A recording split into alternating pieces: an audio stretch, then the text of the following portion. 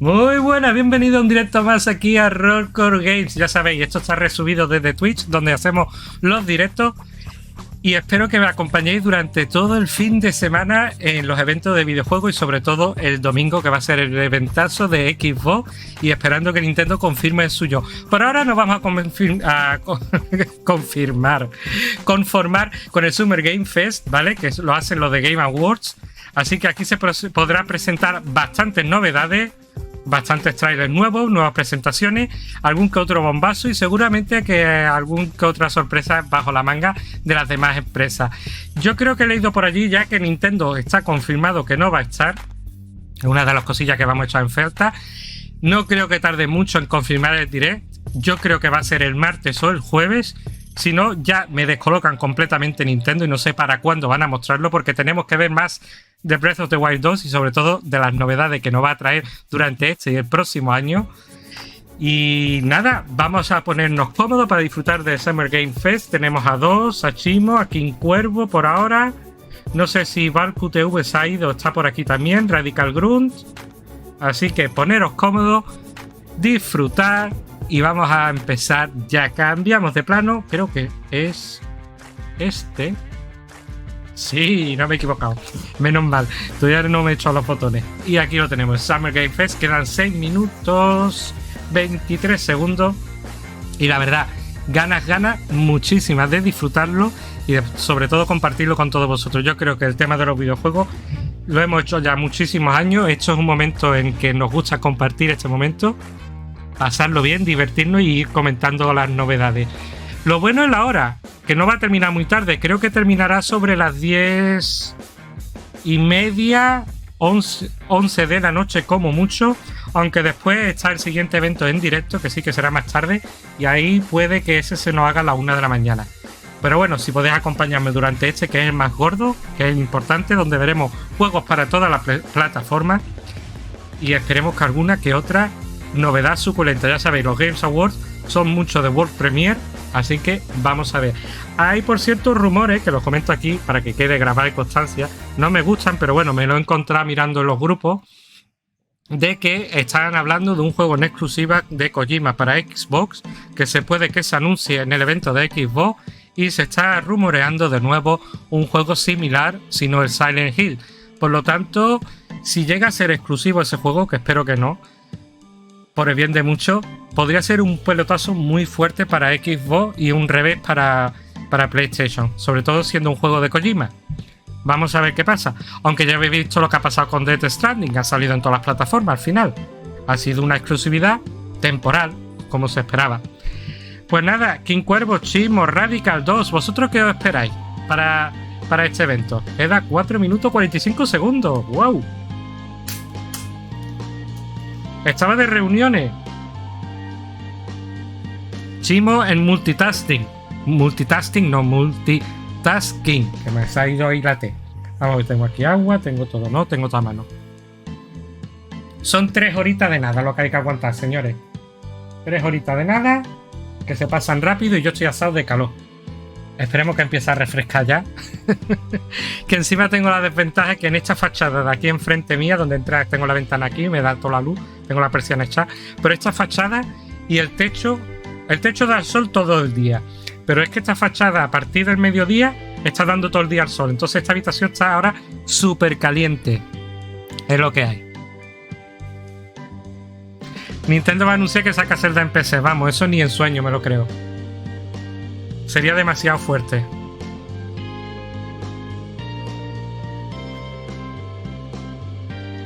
Yo creo que Nintendo va a ser de las últimas empresas en romper su exclusividad. Ya le ha costado sacar franquicias suyas como Mario, Pikmin, Mario Kart en Android. Son juegos distintos, no son los normales. Ha sacado en China, junto a la Nvidia Shield, juegos de Wii y de Nintendo 64. Pero yo creo que más de eso no creo que llegue. Por cierto, ya nadie habla de la Nintendo 64 Mini. Se ha olvidado completamente, ¿no? O quizás vayan a esperar a adaptar, corregir los juegos de Nintendo 64 en la Switch y cuando tengan un catálogo decente sacan la Mini. ¿Quién sabe? Aunque estoy pensando que personalmente me gustaría mucho tener una... ¿Cómo se le llama a las consolas esas? Hay dos, tiene una que no me sale ahora mismo. Son mini ordenadores. Por lo menos para emular todos los juegos que tengo, para tenerlo uno. Es que, a ver, tiene sus ventajas, que es tener todas las consolas que tú tienes en un sitio. O sea, solamente tienes un cable y una consola conectada. Yo ahora mismo tengo, y no las tengo conectadas, tengo la Play 2, la 360, la Xbox One, la Wii U y la Xbox Series S. Y la Nintendo Switch. Y no tengo sitio, o sea, que es que no sé cómo hacerlo. La Xbox One, como la utilizo para ver películas en otros sitios, pues la tengo ahora mismo desconectada. Pero sí es cierto que me gustaría tener la Play 2 y la Nintendo Wii U conectadas también. Y tantos cables es un fastidio, la verdad. La Raspberry Pi, muchísimas gracias. Dos, exacto, tenía un pequeño lazo. Dos dice que no cree que va a salir el Nintendo 64 Mini. Yo ya después del tiempo que ha pasado lo dudo.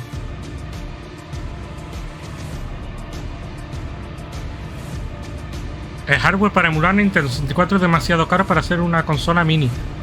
Pero si la he visto en la Raspberry Pi que funciona. Y yo tengo un catálogo bastante decente. Entre juegos originales en físico y lo de la consola virtual tengo un catálogo bastante decente. Sin contar el online de Nintendo.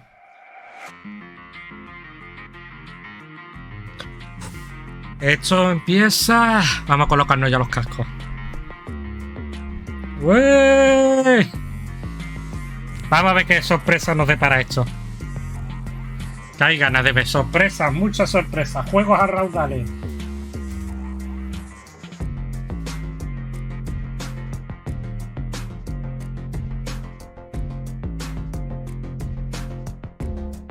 La 4 sí puede, no la Nintendo 64, ¿eh? Los que sabéis los juegos que yo tengo, vamos, de Game Boy Advance tengo un montón. De la Nintendo DS y 3DS también. De Play 2 ni te cuento. Y de 360 ya es una pesadilla la cantidad de juegos que tengo. Venga. A ver qué más anuncian.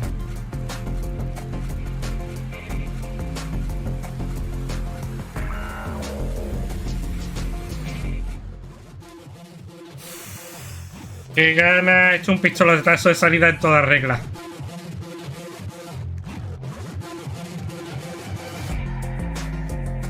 Aunque la música no me mola nada. Pues nada, gente, empezamos.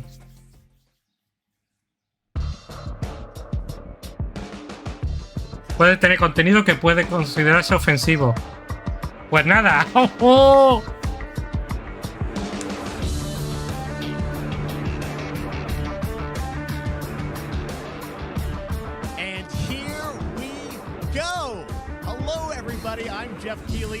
This is Summer Game Fest, a live showcase of what's next in the wide, wide world of video games. We are live here in Los Angeles, so whether you're streaming from home or watching inside an IMAX, voy a quitar los subtítulos. Welcome to our showcase event. Over the next few hours, we'll give you updates on the games you love, be joined by special developer guests, and yes, have a few surprises along the way too. Bueno, ya confirmado sorpresas. This show is that it's a true cross-industry showcase. Whether you play on Xbox, PC, PlayStation, Switch, or mobile, we'll have games for you. It doesn't matter your platform of choice. We're all here to come together as one community ¿Se escucha bien el sonido? that loves the art of amazing video games. The biggest franchises in the industry are here, like Call of Duty. You'll get introduced to exciting new worlds and new teams, and we'll make room for small independent developers who we think deserve the spotlight too. If we do this right, hopefully you'll discover a few new games to put on your wish lists. And even if you don't get every announcement that you desire, and let's face it, you're not going to get everything today, but we've got a lot of great stuff. So let's get started. Over 30 years ago, Capcom's Street Fighter hit arcades, and ever since, this legendary Japanese fighting game series has continued to evolve. Street Fighter 6 is coming in 2023, and right now, we're excited to officially confirm a character coming to the game and show you the exclusive first gameplay footage. Enjoy. Bueno, primer gameplay, ya lo anunciaron en el de Sony State. El Street Fighter, que primera impresión fue un juego de lucha de mundo abierto. You won't know what hit you. Let me have some fun. Let's get this mission started.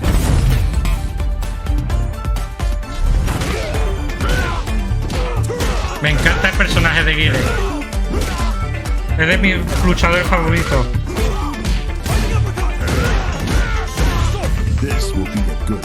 Aunque la música no me llama mucho la atención, ¿qué quiere que os diga? Es que los temas antiguos eran muy buenos.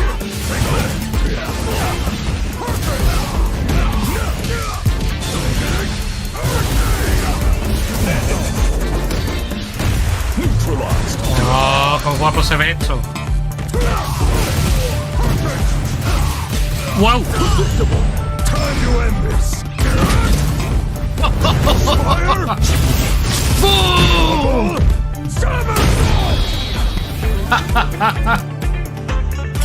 I'm just on another level. Hostia, le han puesto perilla. Pues no sé, lo veo raro con perilla. Lo veo muy raro con perilla, ¿eh?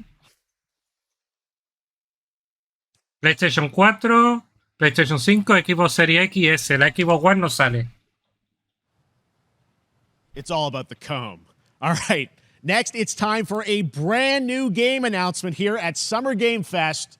Check this out. El King of Fighters también está muy chulo, ¿eh? Que lo he estado jugando. World Premiere.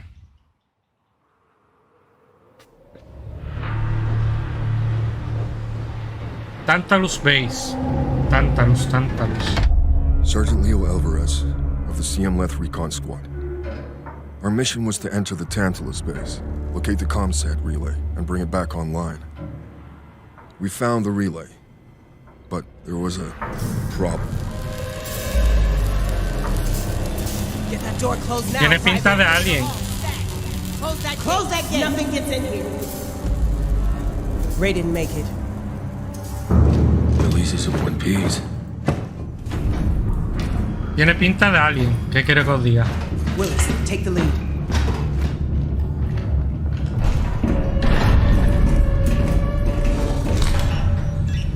Oh, this ain't good.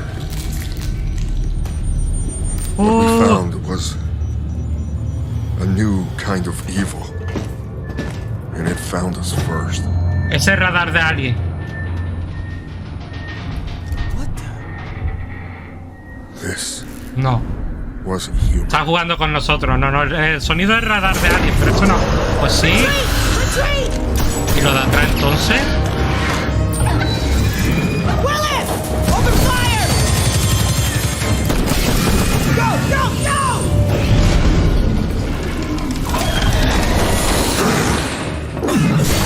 Alvarez, through that door!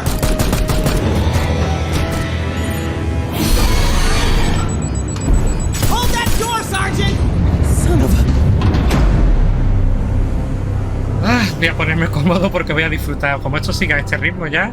I don't know what I saw in there. But I know when I close my eyes, I still see it. Now everyone's dead.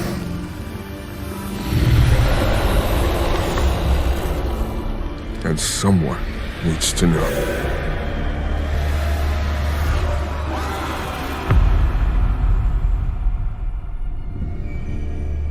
Aliens con los Dark Descent.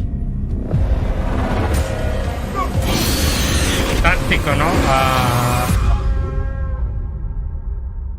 2023. Xbox One, Series S, PlayStation 4 y 5. Vale. That was Aliens Dark Descent, and it's coming in 2023 to console and PC. Next, 2 years ago at the Game Awards, we revealed the Callisto Protocol from the creative forces behind the Dead Space franchise. Today, I am thrilled to get to show you the first raw gameplay alongside its creator, Gameplay Glenn real Schofield. de Callisto, But first, esto va a here's the molar. quote-unquote Schofield cut of the brand new trailer with a little more gore. A ver, el juego puede estar chulo de Alien, pero yo me esperaba algo de miedo, igual que el otro, ¿sabes? Este juego va a ser la leche. Vamos a ver un gameplay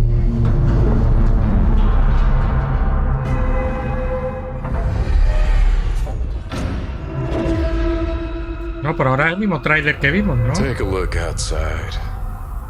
Did you know that they call Callisto the dead moon? Dead. Just like you would have been if I hadn't fished you out of that wreck. So whatever you're holding on to right there, that's your old life. You gotta let that go. Because your new life is entirely in my hands.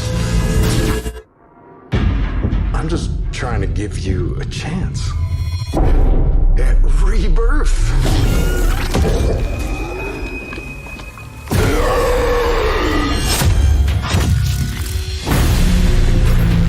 Me parece brutal el tráiler, pero vamos, que esto ya lo hemos visto en el PlayStation. Pero bueno.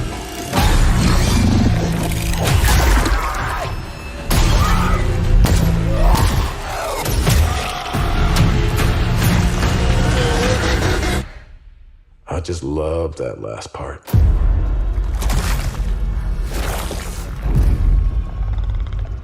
Gives me chills every time.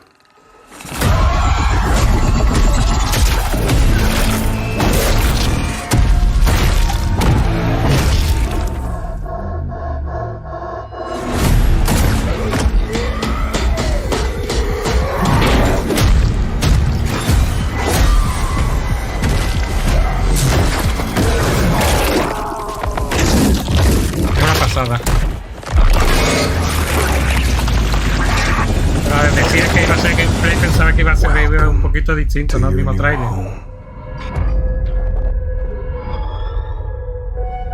Tienen que medir mejor las palabras esta gente, ¿eh?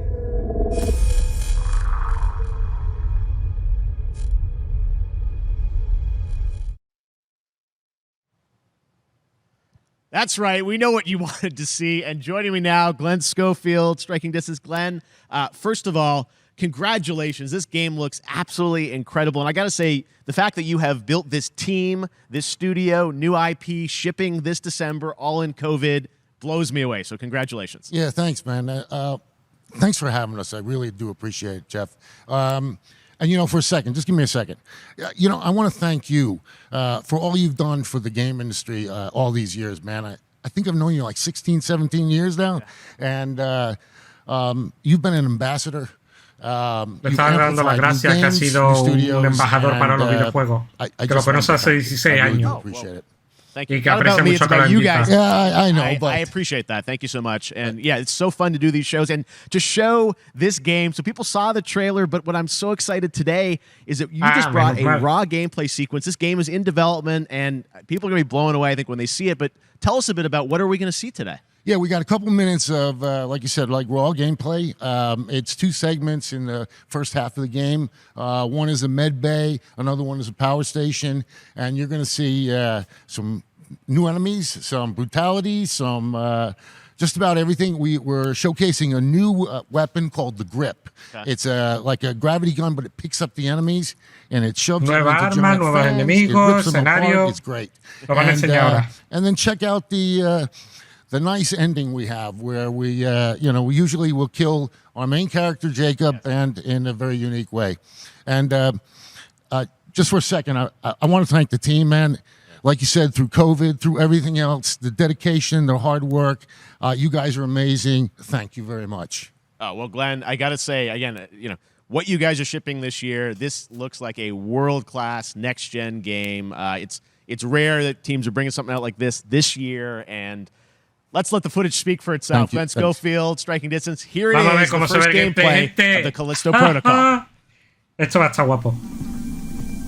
Hostia, pues se ve muy bien, ¿eh?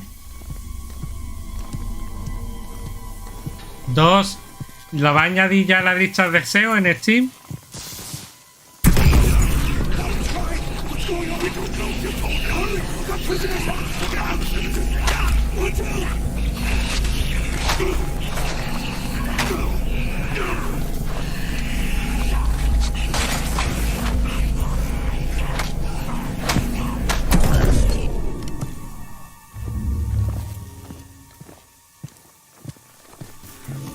Gente, y haciendo una quiniela de juegos que os interesan. Yo cae la equipo seguro. ¿Te imaginas que está en Game Pass desde el día 1?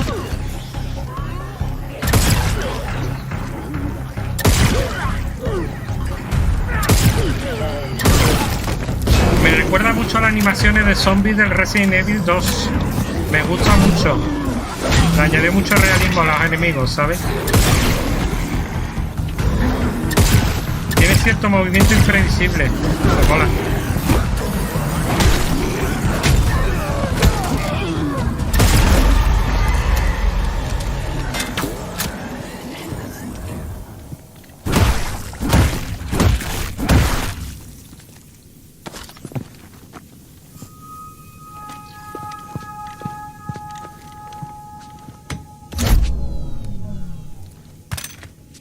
Vamos, estoy viendo un Dead Space, una continuación, básicamente. Lo que es jugabilidad es un Dead Space. Ambientación, jugabilidad, movimiento, disparo, arma, equipo.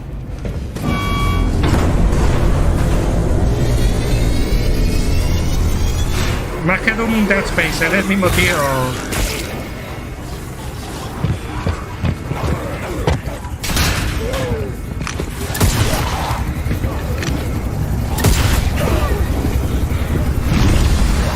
Mira, es igual.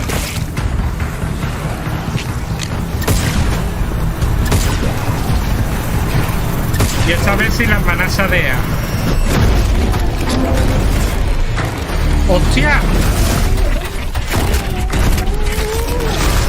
Esto es un fatality de entorno. Se lo ha cargado empujándolo en el entorno. That just happened. All right, moving on. This October, Call of Duty Modern Warfare 2 arrives. Infinity Ward is once again returning to its roots for a modern-day action game, and today we're about to show you the world premiere of its gameplay with a level playthrough. To tell us more, let's head to the port of Long Beach to check in with Johanna Ferris, the head of Call of Duty. Es que ya tanto Call of Duty calza. Hi everyone. In 2019, Modern Warfare changed everything. And on October 28th, we usher in a new era of Call of Duty with the launch of Modern Warfare 2. We are back, we are bigger, and we are bringing the entire team. Price, Pero Modern Warfare 2 no salió ya. Soap, Alejandro, and of course, Ghost. We needed a stage big enough to debut Call of Duty in a whole new way, inspired by the world we're about to enter. Oil rigs, cargo ships, and staggering odds are just the beginning. Here is Modern Warfare 2.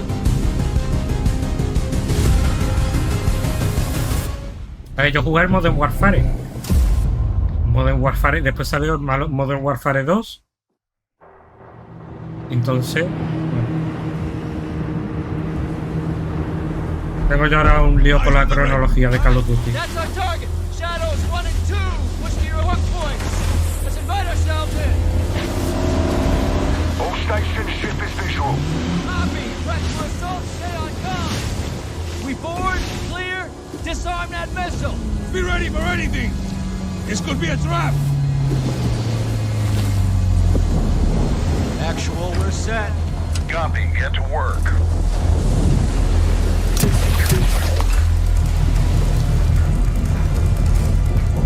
Good hook. Up and at him.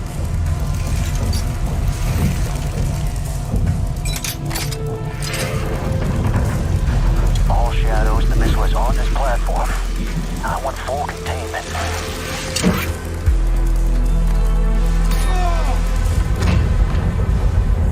You've got 3 AQ internal. 2-1, making entry. So, cut right clear through.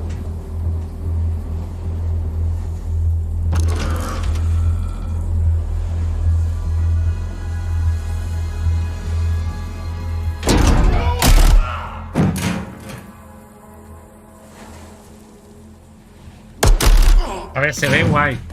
Yo los Call of Duty también tuve mi época, pero vamos, que ya te digo que es que, no sé. Squatters, right side.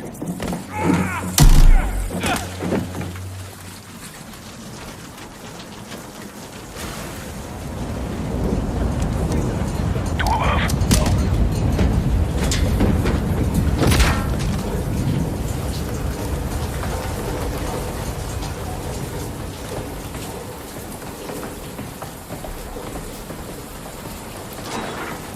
Mission undone.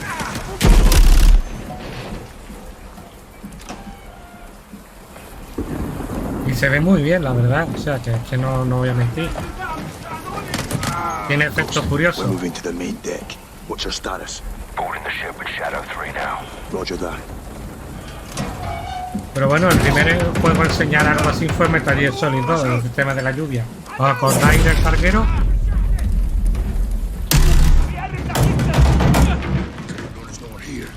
We need to move fast. All Shadows, force out. I want eyes on that container now. 2 copies, moving. We gotta roll.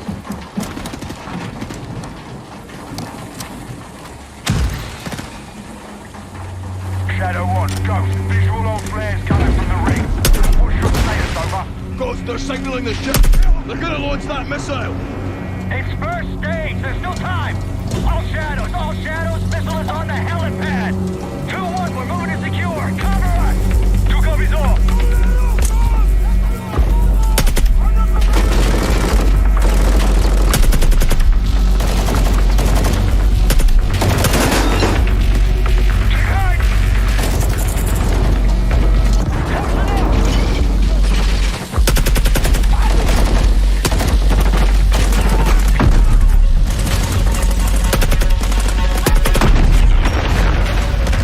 Pero esto que es un remake sin cuerpo, es que a mí el Modern Warfare 2 me suena, pero no me acuerdo de hecho. De hecho fue el último Modern Warfare, el último Call of Duty que jugué, el Modern Warfare 2. Ya ahí lo dejé.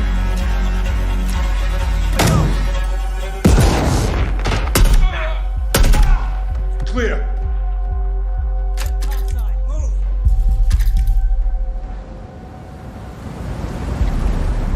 Actual, this is Shadow 1. Rig is secure. Moving on the container now. 2 está callado, a 2 la aburre. Objective is neutralized. Open.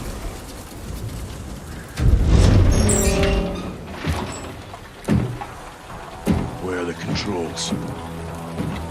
On that damn ship. Actual, we got a problem. Missile is armed. Or somewhere on the ship. You have your orders, son. Stop that launch.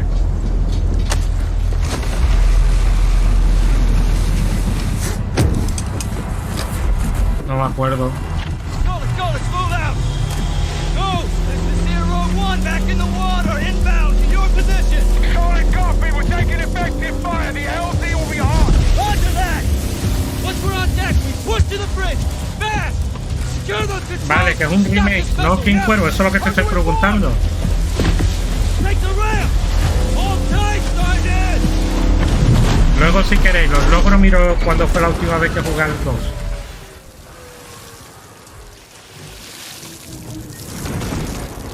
Let's have ourselves a gunfight. Missile controls are on the bridge. Have to stop the launch.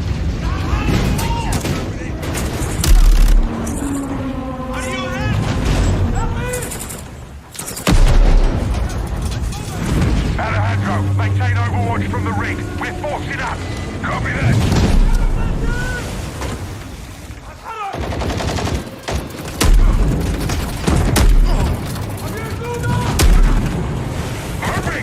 Reloading. They're forcing up.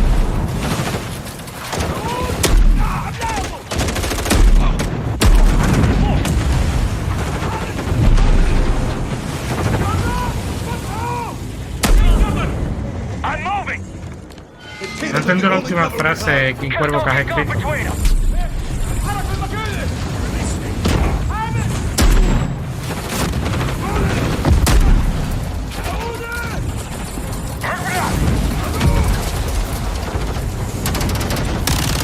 Control on the bridge. Contact. Entry on the 3rd. We have to get to that door. Check your corner. What's the container? X-ray down. Horse right. Shadow 1, the missile's back to launch. How far are you from the bridge? This is 1. We're pushing towards the entry now. Copy that.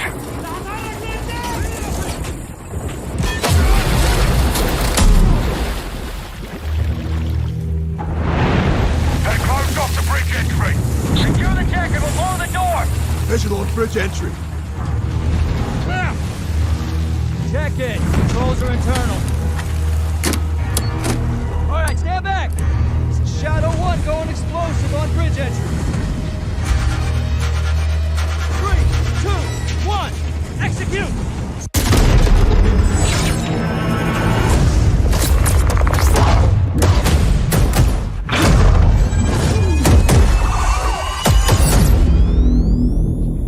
Pre-order El now. Modern Get Warfare early 2 era access el to que the la open última beta. fase era en un raft. Que no me That's sale what la we're palabra en talking about. español. And joining us now, up from Long Como en Beach, una canoa de Johanna, great to plástico, see you. ¿no? How's everything? That's great. Thanks. Great to have you Un with us, barco and also hinchable de Jeff eso. from Infinity Un Ward. bote. So we saw the first gameplay. Thanks for that extended Esa es la sequence. Looks última escena de Call of incredible. Duty Modern Jeff, Warfare tell us a bit about 2, la that última mission. fase. Where is that set in the game? What are we seeing there? Absolutely. So, first of all, we're really excited to welcome back Captain John Price and Gaz Garrick. You know, they're not actually in what we just saw today, but they're returning members from 141, and then the other two characters that you may recognize from the older franchise that we're reimagining are Simon Ghost Riley and of course Soap John McTavish, and then a couple other new characters in here that we're really excited that we got to create for this game.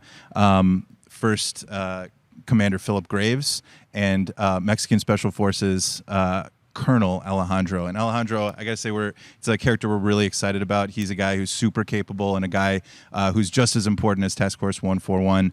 But as far as the level's concerned, you know, I got to shout out to IW. You know, this was a tremendous collaboration across all of the different disciplines. As you saw, everybody coming together, some really motivated devs here. And, you know, you saw the wind and the animations and the awesome sound design. And of course, our new water tech, which is actually pushing the boat in different directions. It's creating a physically dynamic environment, allowing for the cover you were seeing. In certain cases, you could be behind cover, and then suddenly that cover would shift and leave you exposed, but it also leaves the enemy exposed, creating this emergent gameplay. So again, I'm very excited. Just can't wait I'm so excited that we get to show it off today. And that's just a hint of where things are going to go. Johanna, tell us a bit about Call of Duty overall, Modern Warfare 2. Obviously, you know, we're so excited that it's back this year, but you've got lots going on across Call of Duty. What can we expect from you guys this year? Yeah, we first of all, thanks for having us here. We're just so excited for October 28th. It's such a big moment, not just for Modern Warfare 2 and everything that Jeff and the team at Infinity Ward have built, but it really marks the step change, what we're calling a transformational moment for the entire franchise. You're going to see incredible rendering, incredible graphics, all the things just within the game itself, built all on one shared engine now. Posiblemente esté en Game Pass desde el día 1. Going forward.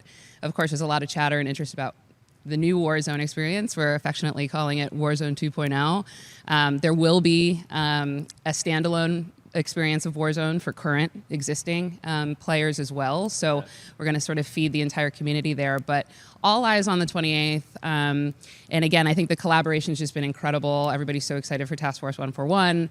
Warzone coming to mobile as well for players on the go. We're on Steam, as you know. I mean, so it's just a big moment, and there's going to be a lot more to come in the months to follow.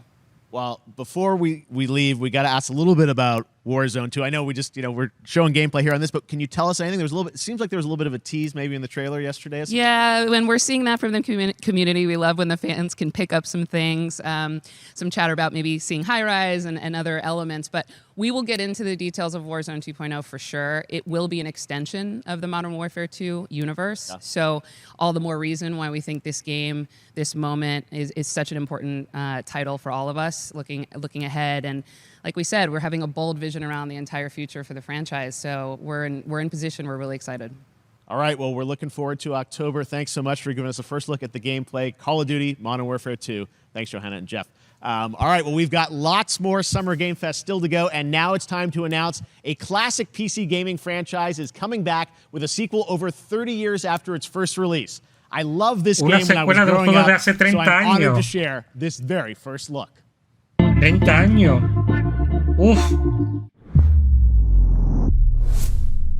Microids.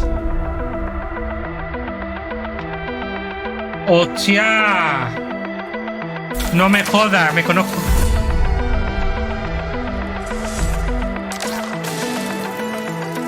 Es una reimaginación, ¿no? Sí.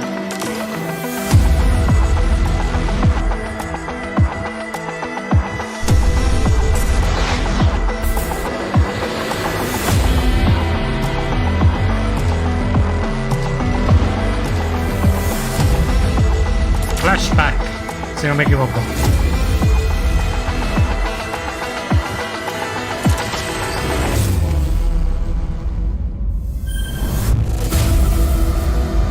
Flashback 2.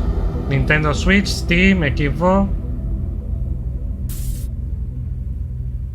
Navidades. Una continuación. All right, let's Curioso. turn back time. Back in 2017, we announced Witchfire at the Game Awards. Almost 5 years later, I am so excited that the team at the Astronauts in Poland has put together an in-depth look at the gameplay of this dark fantasy first-person shooter, which will enter early access soon. I am so excited to play this. No and I bet you flashback, will be no too Another World, after dos you see flashbacks. this. Tenía problema porque me estaba acordando el nombre de Another World, por eso me quedé callado. Digo, esto es el otro, el flashback. Siempre lo confundo. A ver.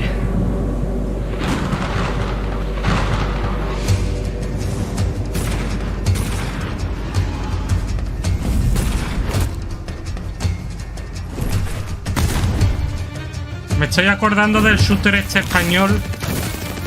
Ay, ¿cómo se llamaba? Singular.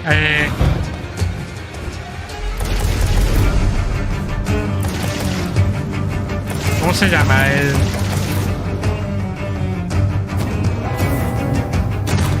El Jericho. Me recuerda a Jericho, a la primera impresión.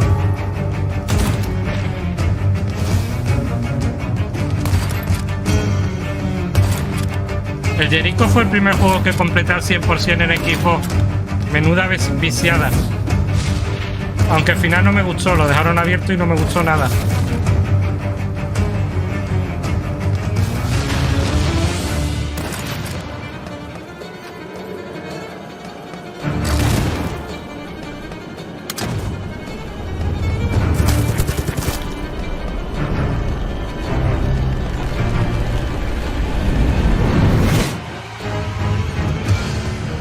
Witchfire.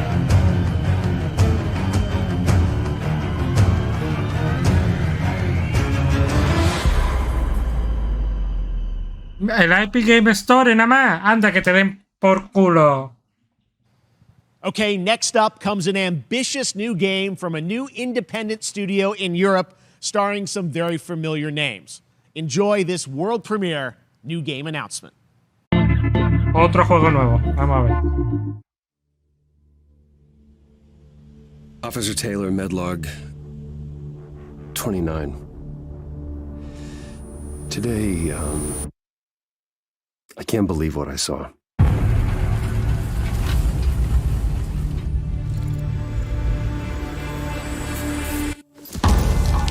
Solis, everything okay in there?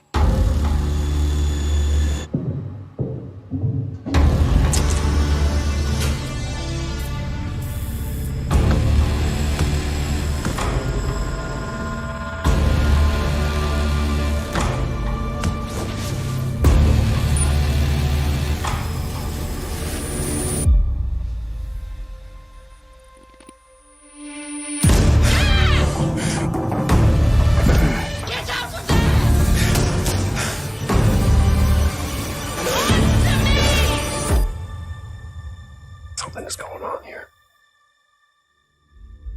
And I need to find out what it is.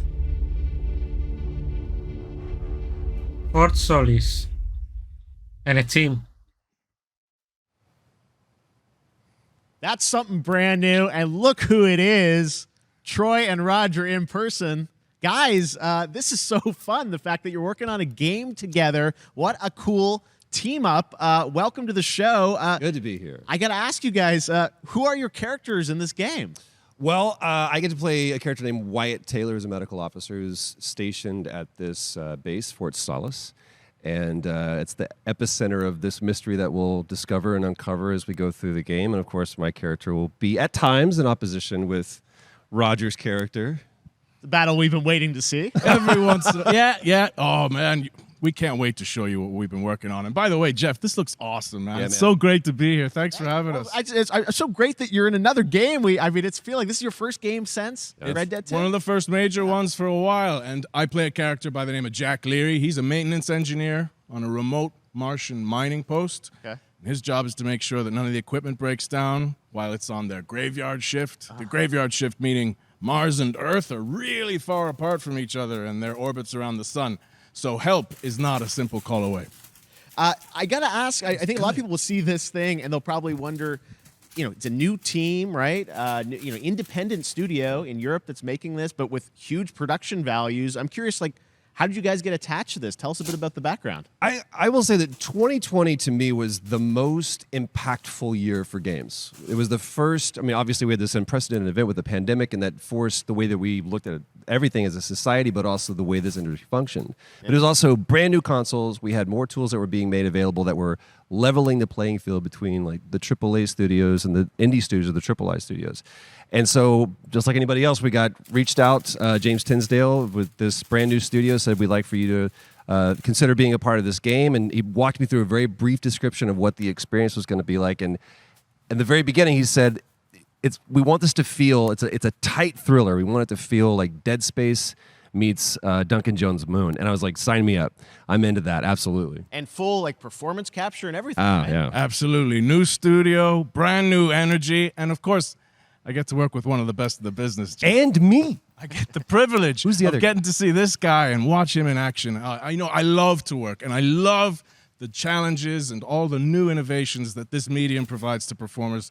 We can't wait to show you what we've been working on. I think it's going to knock I your guess I've socks seen off. some of the behind the scenes and the performance capture, Unreal Engine 5. It looks absolutely phenomenal. Can you give us a hint about the gameplay? What are we going to do in this game? Yeah, the verbs are always important. So we're going to let the game speak for itself. We'll be showing you more later on. But this is a game where you as the player, you're going to be exploring, you're going to be discovering. Like we said, it's a very tight thriller. So you're moving very fast-paced through this world. There'll be multiple locations, multiple ways for you to traverse, which we're excited to show you about. And then the narrative is a huge element to this. They didn't waste any resources on the performance for sure. I got to tell one quick story, if I can. It was one of our favorite moments. There is a lot of action in this game, and that was at the forefront of this. And to speak to the performance capture aspect, we brought in an incredible, I got to give him a shout out to Nathaniel, our stunt coordinator, who walked us through and really approached this in a completely different way than anything I've ever done before. And he says, I want to know the story of this fight. And so Roger and I sat down. We said, these are who our characters are. And he goes, give me 1 hour and I will come back to you with the story of this fight. And after an hour, he comes to us and he goes, it was like a recovery program. It was 12 steps. And he walked us through this incredible fight. And about halfway through, I started tuning him out. And I was like, hey, man, I just want to let you know I've got no ego about this, but I can do a lot of things, but I can't do this. And he grabbed me by my shoulders and he says, oh, you can. You will. And it's going to be glorious. And we did. And we it's did. like a dance. There was a lot of trust, and it worked out. Yeah, we're excited big about stunts. This is so Estamos cool to hablando see. de una It's escena de independent captura studio que doing this, tuvieron teamed de up with you lucha. guys. We can't wait to see more. Troy, Roger, thanks for joining us here. Happy to be here. Summer Game Thank Fest. you. All right, appreciate it very much, guys. All right, well, next up, keeping up with the space theme, it's time to world premiere a very exciting new game, which will feature a musical score by industry legend Mick Gordon. This one is going to grab you, and we are so honored to debut it. Juego.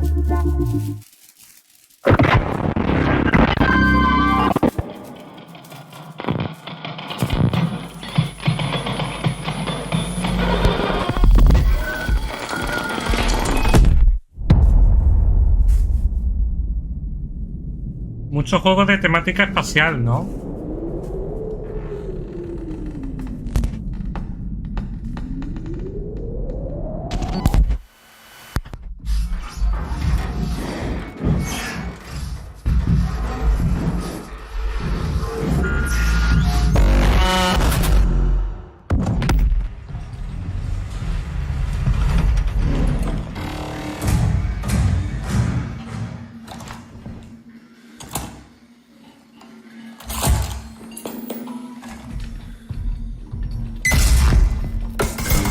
Ha sido anunciar el Dead Space el remake de Dead Space y no vea la cantidad de juegos que lo han seguido.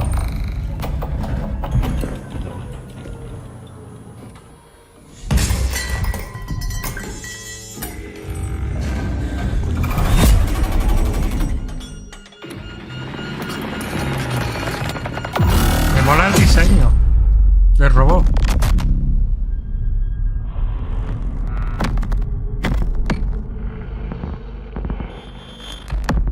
En Game Pass. Este sale en Game Pass, así que lo podremos Doesn't jugar. that look great? That was routine coming to Xbox and PC. It was first announced a decade ago and is now officially back. I can't wait to see more. Now it's time to check in with a very special guest who's been in his fair share of video games, including most recently Fortnite as the foundation. Dwayne Johnson, welcome to Summer Game Fest. How are you? What's up, everybody? And what's up, Jeff? And what is up to the Summer Game Fest audiences live streaming right now around the world and everybody inside the epic IMAX theaters.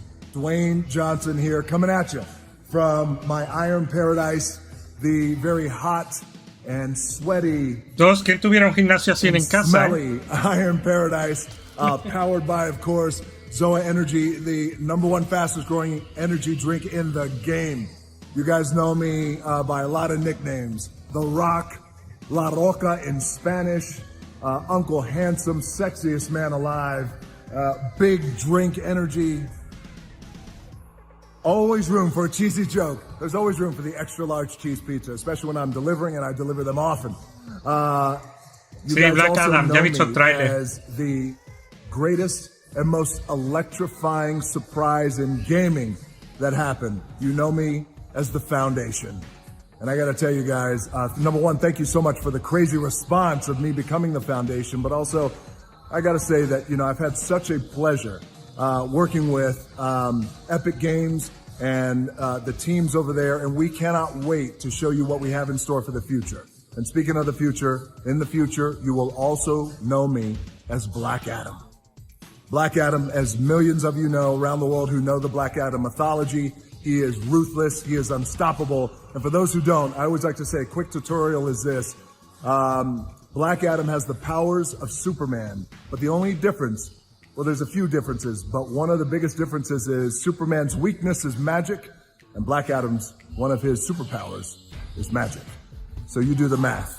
October 21st, I cannot wait for you guys to see Black Adam around the world in theaters only. And you guys will finally see the hierarchy of power in the DC universe change. It has been an honor to become Black Adam, and it is a role that's in my DNA and that I was born. Están hablando de Black Adam, haciendo play the Man in publicidad. Black, and I'm honored to show it to you guys on October 21st. So until then, stay healthy, stay safe, stay focused, keep having fun, keep kicking ass, enjoy your gaming, and I'll see you down the road. This is Black Adam. Black Adam, what have your powers ever given to you?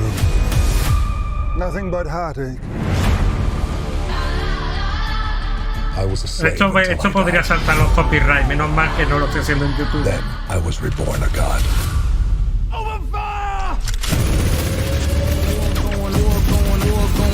Now, I kneel before no one. You can be the destroyer of this world, Yo ya lo había visto. or you can be its savior.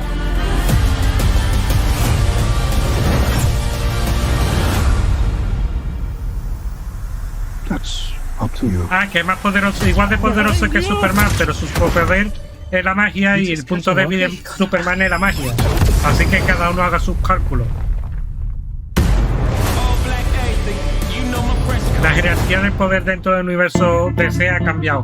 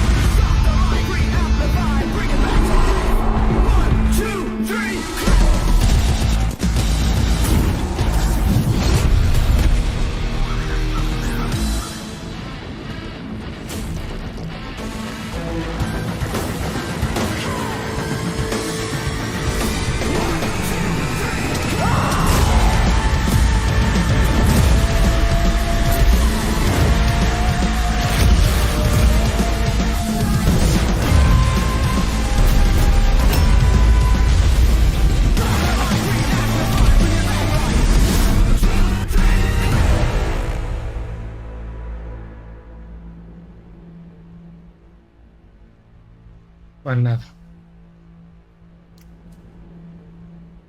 Ah, mira, siguen saliendo juegos en Stadia. Yo pensaba ya que había muerto. ¿Nintendo Switch?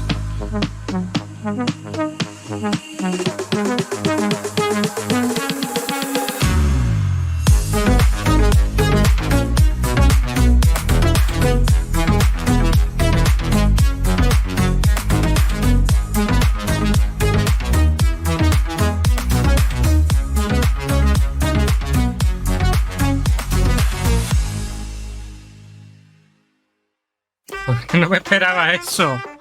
Un tráiler de Nintendo Switch ahí.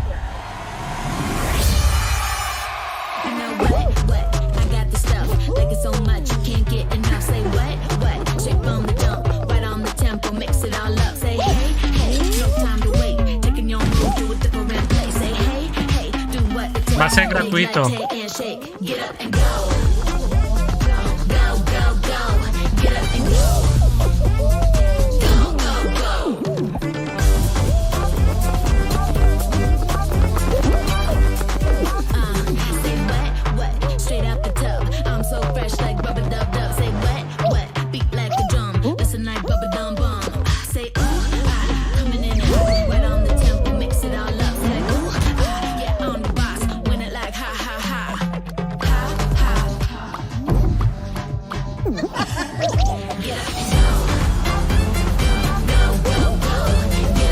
Yo creo que el anuncio de que va a ser gratuito el Fall Guys.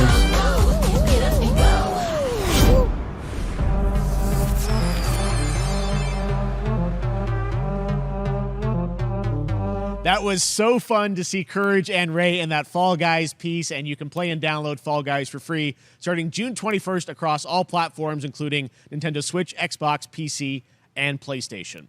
All right, back to another new game announcement. We're going to announce a brand new game and universe from a new team of legendary developers. Check this out. A ver, nuevo juego de equipo de legendarios de desarrolladores. A ver qué nos presentan. Cross Giants.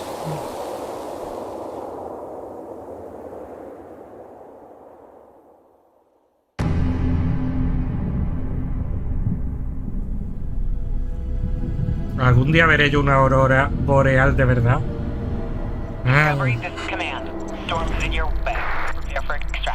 Signal's breaking up. Command, I'll do one last scan. See you soon. Over.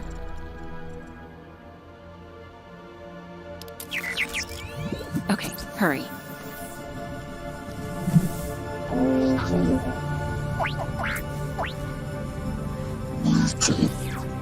¿Es un Tomb Raider del futuro? Now we're talking.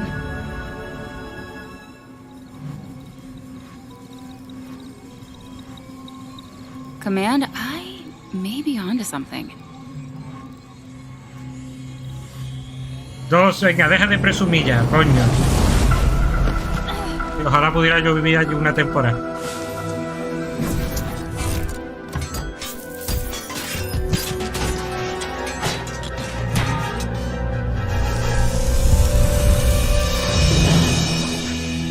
I have it, Command.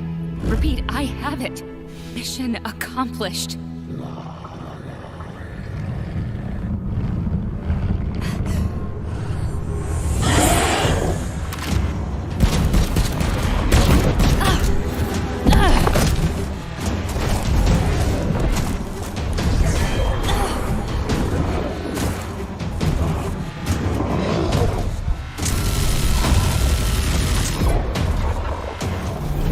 Hang tight, Doc. I've got this. Hay una cinemática muy chula, pero a ver de qué va el juego al final.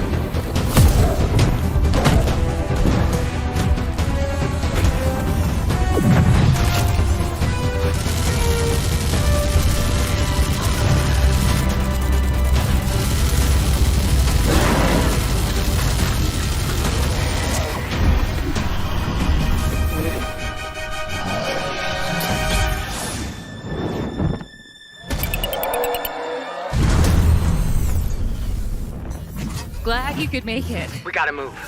Now. There's a storm coming. And hell hell's coming with it. Stormgate.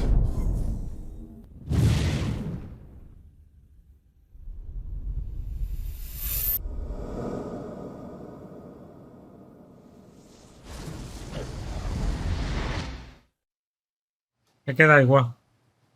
There you have it. Tim, congratulations. Stormgate is real. We have a name and some details. So, first of all, congratulations on this announcement. We're so excited about the return of RTS, brand new franchise. What is a Stormgate, though? All right, Juego de so estrategia, ¿vale? Stormgates are portals that open during a massive solar storm that unleash the infernal host on future Earth. Okay.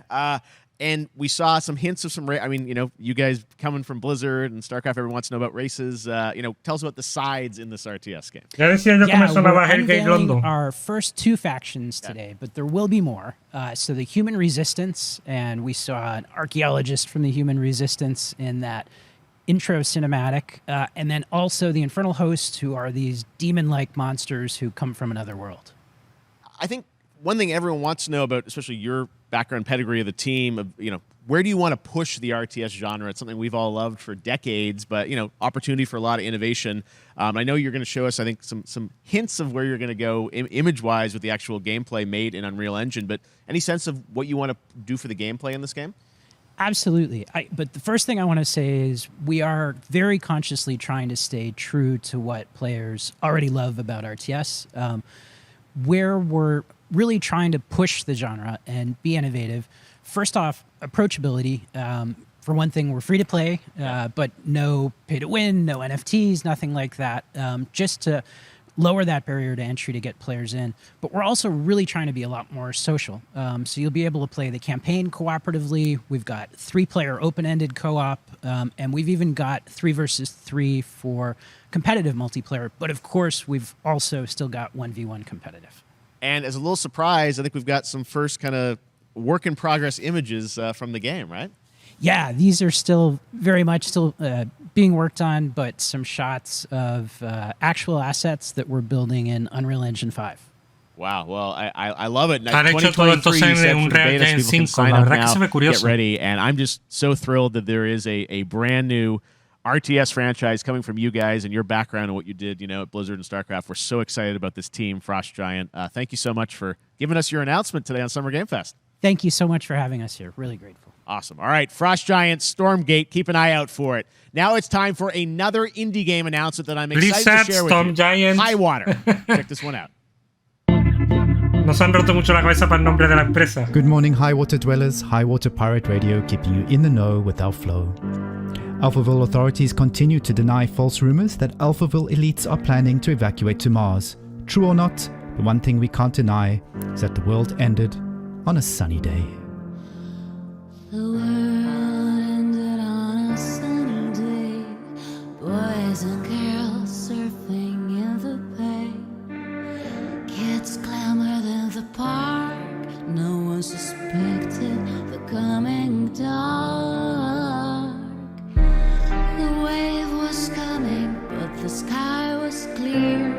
I let it wash over me. Swept away, swept away, swept away without fear. Swept away, swept away, swept away without fear. The world ended on a sunny day. Boys and girls surfing in the bay. Children clamored in the park. 2022 Highwater. Water. What a breathtaking trailer. Highwater is an adventure strategy game set in a world ravaged by extreme climate change. Now, speaking of the world around us, the conflict in Ukraine is not far from anyone's mind, and it's impacted the development of games, including Replaced from Sad Cat Studios, a Belarusian studio with devs from Belarus and Ukraine. The team had long hoped to reveal a new trailer here today, but were understandably unable to complete it in time. Guys, I just want to say we're thinking of you and all the developers impacted by the conflict and hope to be able to share your work at a future show. All right, our next game is an official selection of the Tribeca Games Festival. It's American Arcadia, where you play Trevor, whose life is being televised with the viewing population constantly voting you up or down. When you become unpopular, you need to start running for your life. Check this out.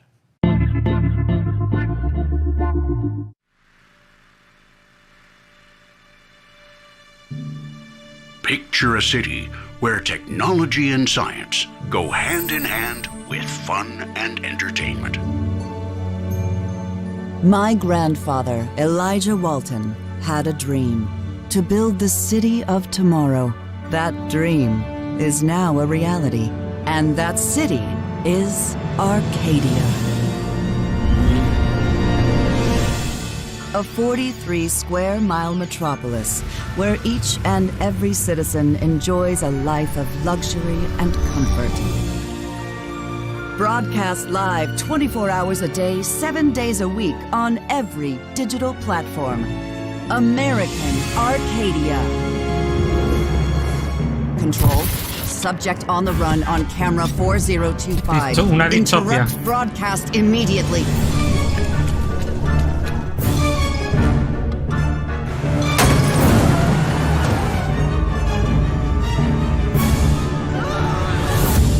Listen to me.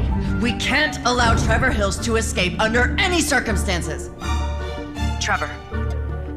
Trevor, can you hear me? Be careful and don't make a sound. Don't worry.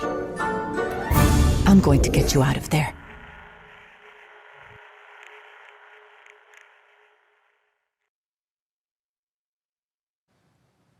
Apparently, we've made it to the beach. Next up is a sequel we've all been anticipating for a long time. There's Trouble in Paradise, and watch out, you don't want to get bitten. After many years of rumors, we finally get an update on this much anticipated sequel. Vamos a ver. Vamos, Raya la tendrán que meter en algún momento. Aunque este juego no es bastante curioso. Vamos a ver cuál presentan ahora.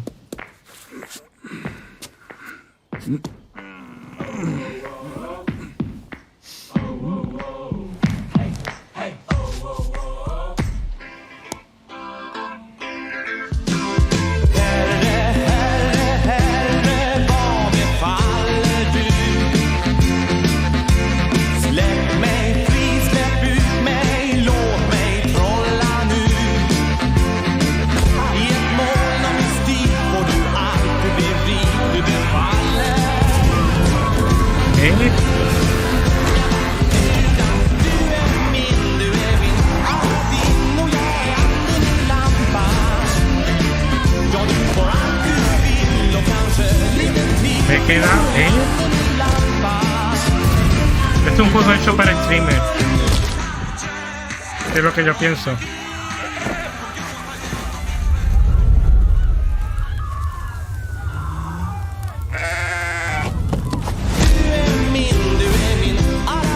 Walk Simulator 3.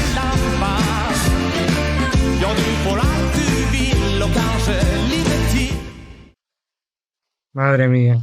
There you have it. That was Goat Simulator 3, and it's coming later this year to the Epic Games Store. Now, last year, Marvel and 2K announced Marvel's Midnight Suns, a tactical RPG from Firaxis Games, the studio behind XCOM and Civilizations. Heroes from the Avengers and X-Men cross over with supernatural ones like Blade and Ghost Rider for a battle against Lilith, the mother of demons. Today, we've got to look at some new folks set to join the battle.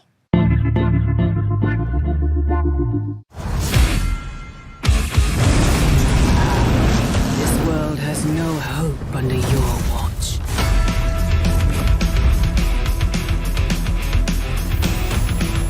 Vamos a ver qué sacan aquí.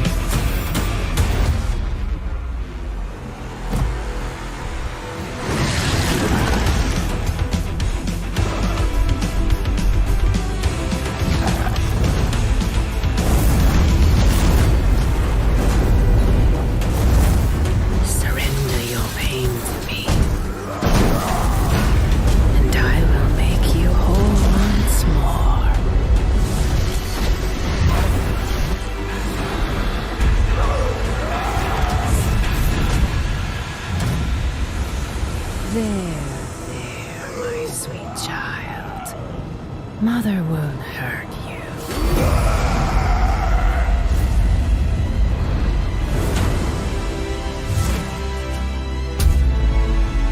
Typical Parker luck. I'm gonna need some backup.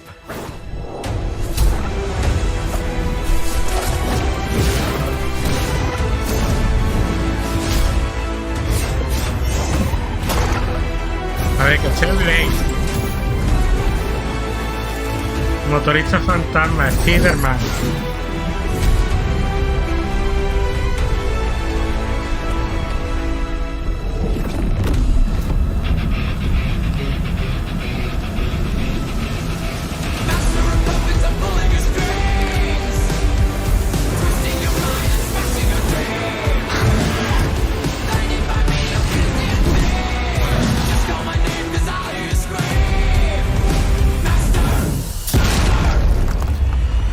Hostia.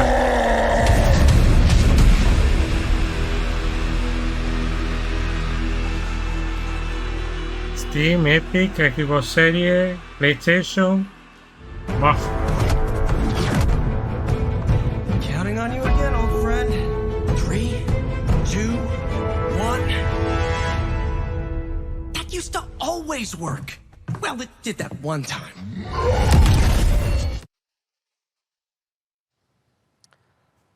That was Midnight Suns, and now we're moving on to the wonderful world of Cuphead, the delicious last course. And can you believe it? We're only a couple weeks away from playing the delicious last course, DLC. You see how they did that for Cuphead. Joining me now is Maya Maldenhauer from Studio MDHR.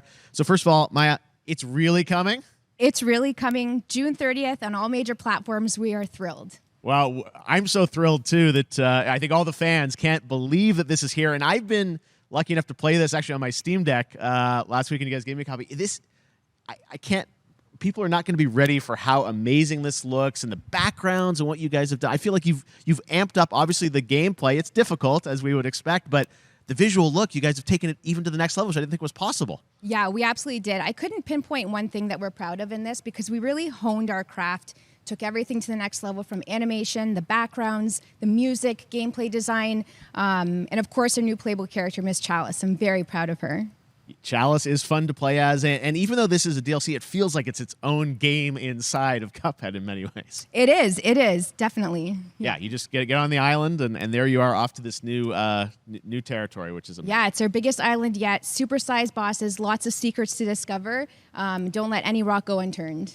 Yes, and lots of challenge ahead. Well, I know you brought. I know you don't want people to necessarily have too much spoiled about the game, but you brought a little something for people. A little something, yeah. It's brand new gameplay footage of one of our new bosses, Mortimer Freeze. It takes place in an icy arena. El de Marvel estaba chulo y este también está muy chulo, el Cuphead. Attacks and transformations. Me hubiera gustado tenerlo físico para Switch. All right, let's check it out. Cuphead, the delicious last course. Thanks, Smile.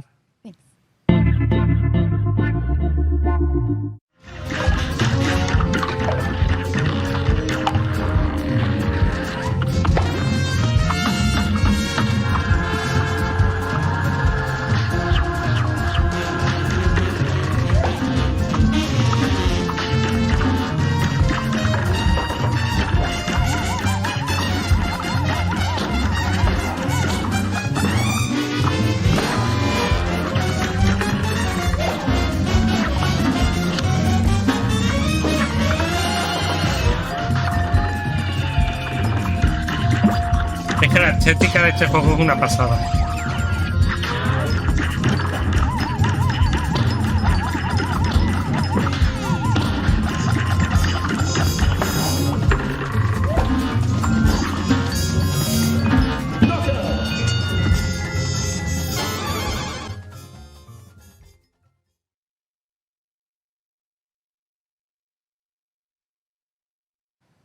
Now, if you want even more Cuphead, and who doesn't, tomorrow we will show you an exclusive look at Season 2 of the Cuphead Show when I co-host Netflix's Geek Week, which will include new show and game announcements. It streams at 10 a.m. Pacific, 1 p.m. Eastern. And that's not all. There's more Summer Game Fest all weekend long. Coming up next is the Day of the Devs Indie Showcase with I Am 8-Bit and Double Fine, then Devolver's Marketing Countdown to Marketing. Tomorrow, after Geek Week, there is the Epic Games Store Showcase at 11 a.m. Pacific, 2 p.m. Eastern, with news on Rocket League and the Tribeca Games Showcase. And Sunday, don't miss the Xbox and Bethesda Game Showcase with a look at the future of Xbox and Game Pass. Now we have some exciting news for Nintendo Switch and PC fans about Neon White, a game where you play an assassin from hell who slays demons for the chance to ascend to heaven. Juego nuevo para PC y Nintendo Switch.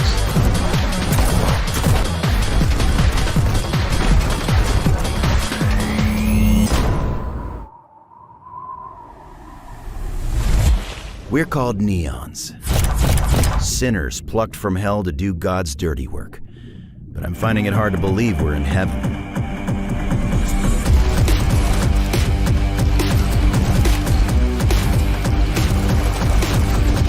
No me llama la atención.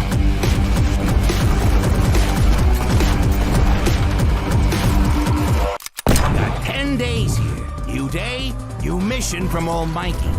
You think you can win me over by showering me with gifts? Good thinking.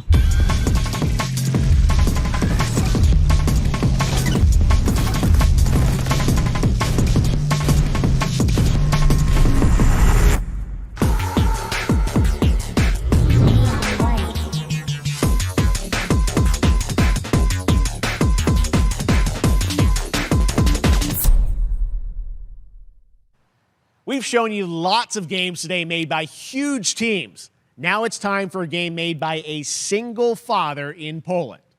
Over the past year, he's brought on some help to bring his vision for a fast-paced action game, Midnight Fight Express, to life.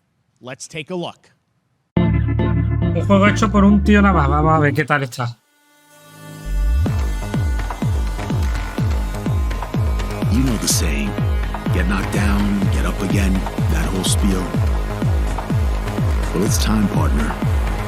Time to rise up. Together.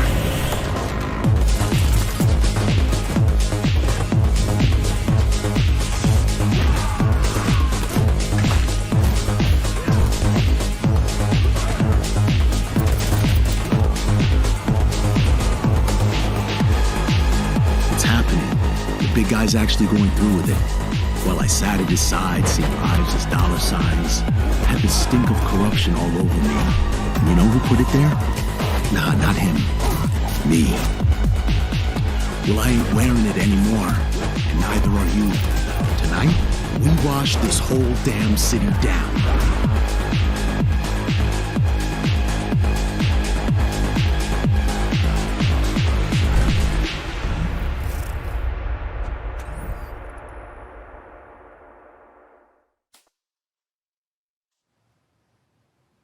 Such a cool game, and I'm happy to announce that a PC demo of this game is going live right now on Steam and will be part of the Steam Next Fest next week. I really want more playable games to get in the hands of you guys at home, and that's one of them. Check it out. All right, joining me now is Megan from Digital Extremes to talk all things Warframe. Megan, how you doing? I'm so good. My fellow Canadian. I know. We got we just happen to always have these Canadian teams on the show. I don't know how that works out, right? It's okay. We do. Well, we have a great connection. We've also done a lot with Warframe over the years. And I know right now, anyone watching on Twitch for more than 30 minutes, this show is going to get a special Twitch drop, right? That's right. I already have seen people getting it. So Yes. it's very exciting. She's right there, loud and proud. Protea, 30 minutes for watching. Thank you for letting us kind of take over your special events category. But she is there and she is for you if you are properly linked up. No, Warframe, you know, as I said, we've done a lot over the years. You guys have done incredible things with the game. And I know you have TennoCon coming up in July, which is your big kind of event of the year to reveal what's next. What can you tell us? Well, I can't tell too much, Okay. but yeah, July 16th, 2022. It's a digital event again this year. Today, actually, we Ahora just vengo un momento, launched ¿vale? the digital items for Voy a it. So you can aprovechar get some Warframe. in-game goodies, some really cool cosmetics, some merch, all that really great stuff went live today. But of course, the reason I'm here is to, you know, kind of debut. We have our Tenno Live during TennoCon, which is our big reveal of the night, and we usually do a little bit of a gameplay, a little bit of a demo, and I think a lot of people can suspect what it might be, but I'm here to kind of confirm what it is that Tenno Live is going to show. And what is that?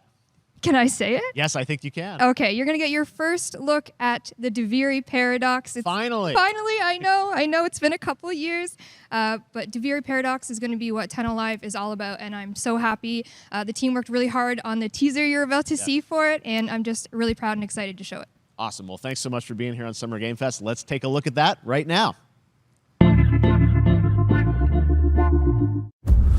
My child, my friend, what was done is done. New dangers, new choices await us now.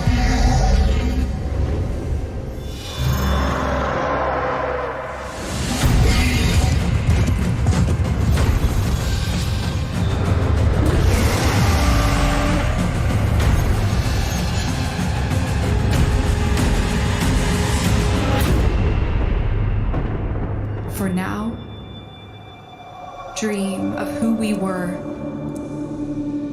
and of who we have become.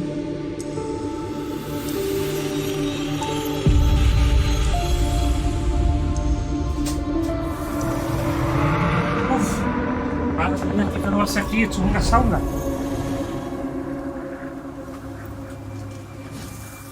Esto es una sauna. Perdona. Uf, creo que he estado bebiendo demasiado. Pero es que es normal, esto es una sauna, el cuarto aquí.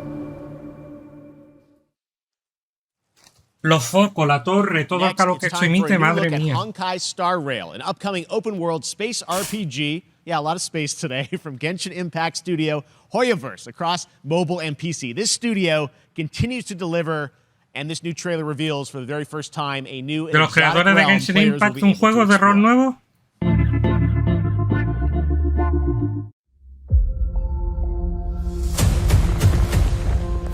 Kini ya se le está cayendo la baba.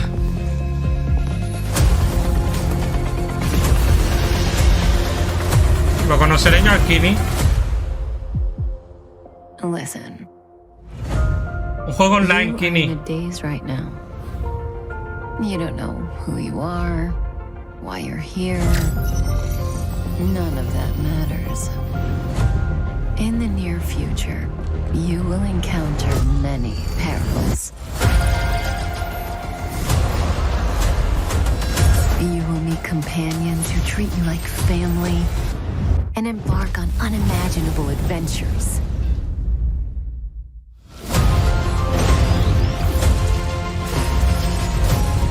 Remember what you feel in this. A ver, el motor es el mismo que el Genshin Impact. Le han cambiado la temática. You will arrive at the end of the story.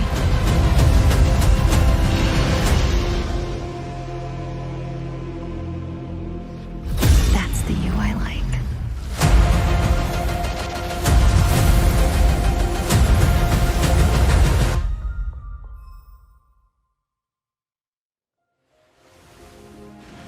I have wine to soothe the souls of honored guests. Welcome aboard the Cienjo La Fool.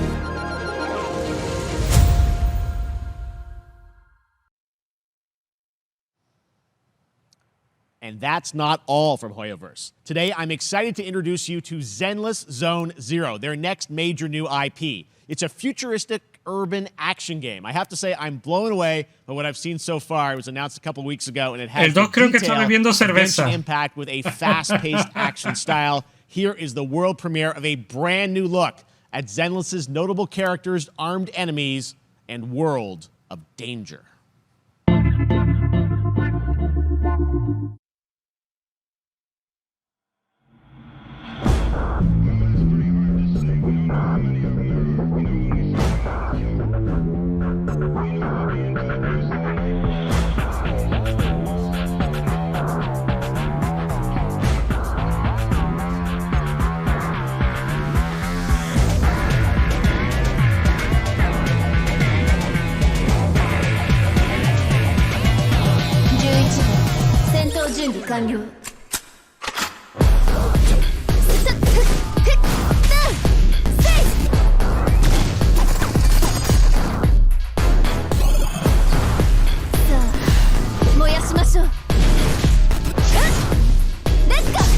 Sí, ahora viene dosis de waifu, Kini. Que no me gusta ese término, la verdad. Podrían haber intercalado un poquito los juegos, ¿no? Y no juntarlo por temática.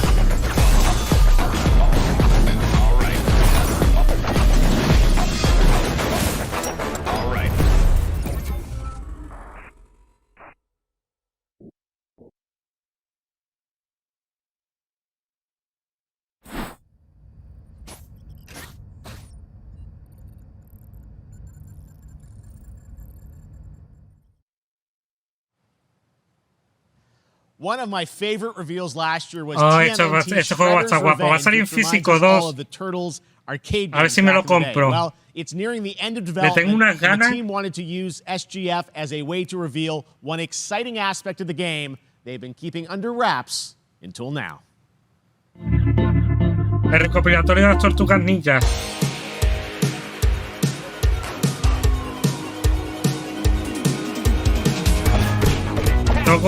Tengo que buscar la forma de comprarlo.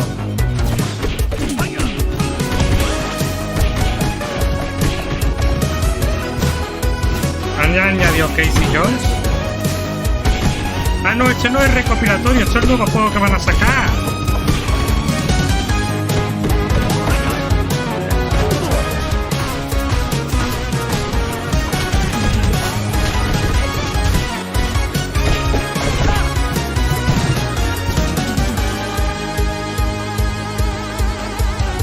Este es el nuevo, este no es recopilatorio.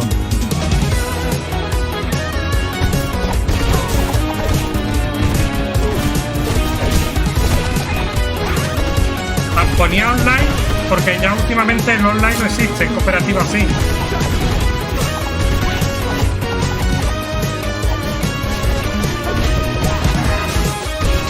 Yo me pido Donatello o Casey Jones, son los dos que me gustan. Sprinter. Sprinter también es jugable. Sí, es igual. Sale en 4 días.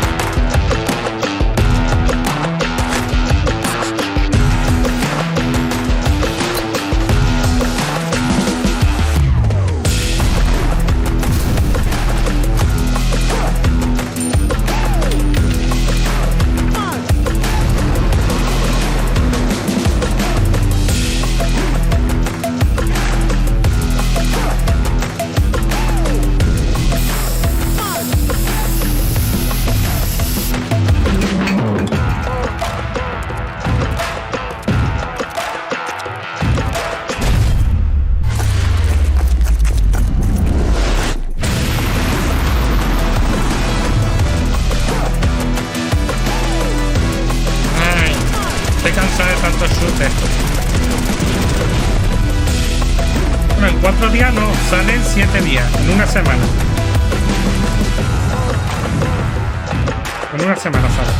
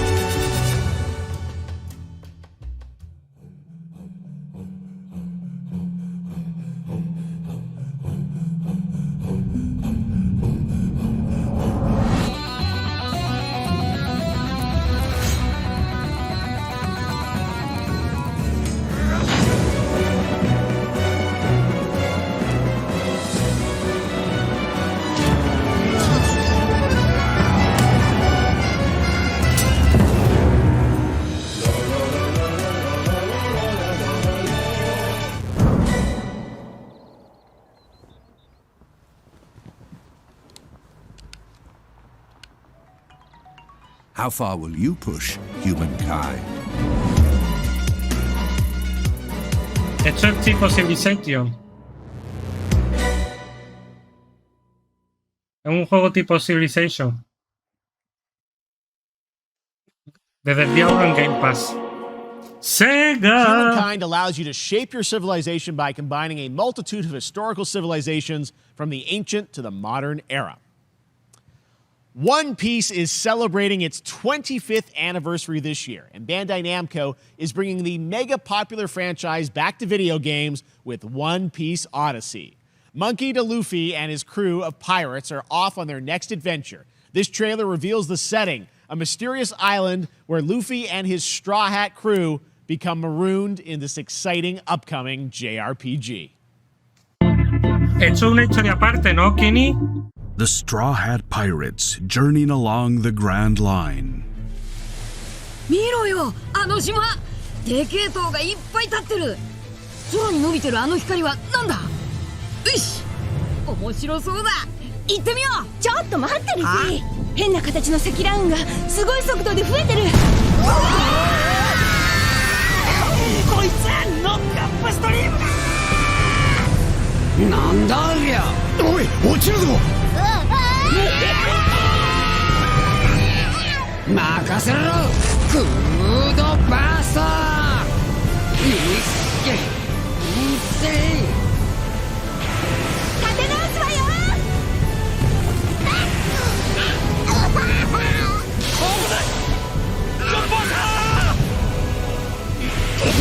なんだよこれ。させるかよ。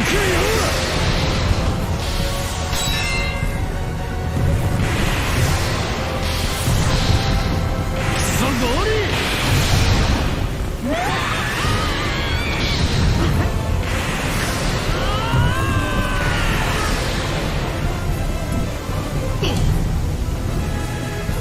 雲を抜けたぞ。Filled with new encounters and hidden mysteries. Unravel the adventure that awaits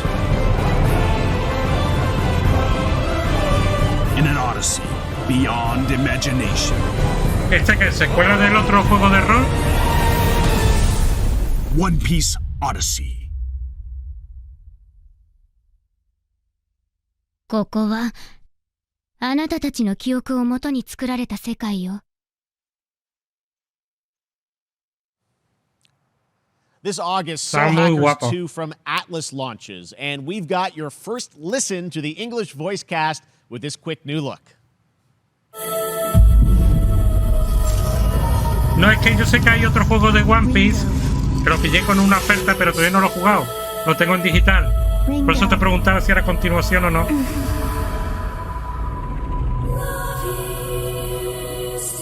Yo sé que la historia es aparte, ¿vale? Del que allá había.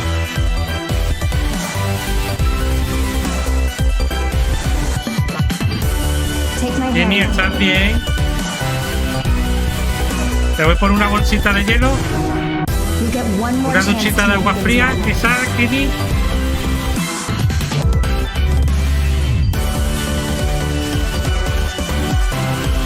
So that's our mission then, save the world. Soul Hackers 2. With so many new games featured across SGF events, you might be wondering how to plan for your summer gaming Soul dreams. Hacker NerdWallet can help you find the smartest credit card to reward your gaming es tipo purchases. Shin Megami. The Epic Mega Sale is going on right now. Save up to 75% off top PC titles with an additional 25% off eligible products. And it wouldn't be the Mega Sale without the free games vault featuring Maneater. Be sure to claim your copy before the sale ends on June 16th. Tune into the Epic Games Store Twitch channel for our summer showcase on June 10th at 2 p.m. Eastern, 11 a.m. Pacific. We're taking a look at new announcements and updates from PC titles heading to the store this year and beyond.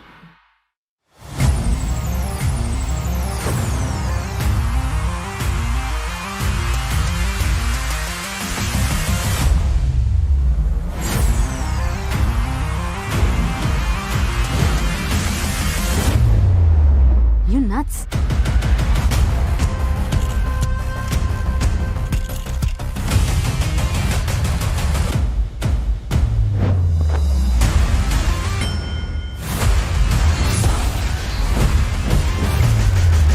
Samsung permite jugar en streaming desde la propia tele.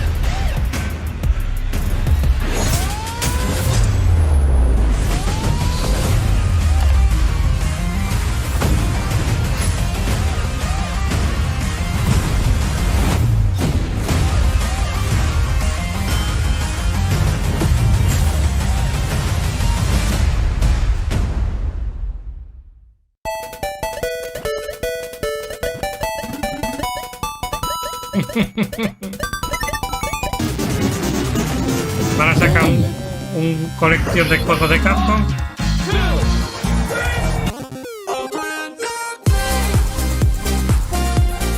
Wow, estoy mirando así rápido por encima. Dios mío, ¿no?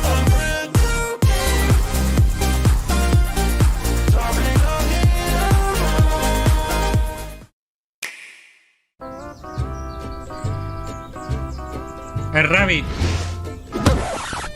El Rabbit. Ah, no, eso que es de fútbol. Vale. With the unexpected in Mario Strikers Battle League. In this no-holds-barred soccer-ish Menos mal que todos los que filtraban cosas decían que Nintendo no iba a aparecer nada. So much fun, it hurts. Mario Strikers Battle League, only on Nintendo Switch. Game rated everyone 10 and up.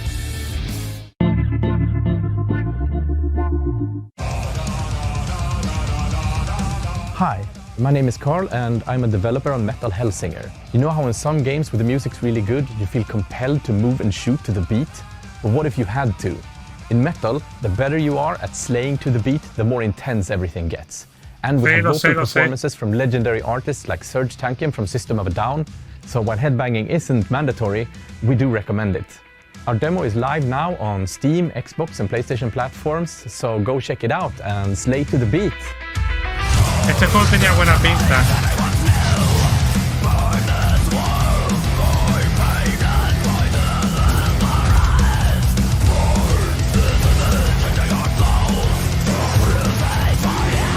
Tienes que hacer los ritmos de la música, los disparos.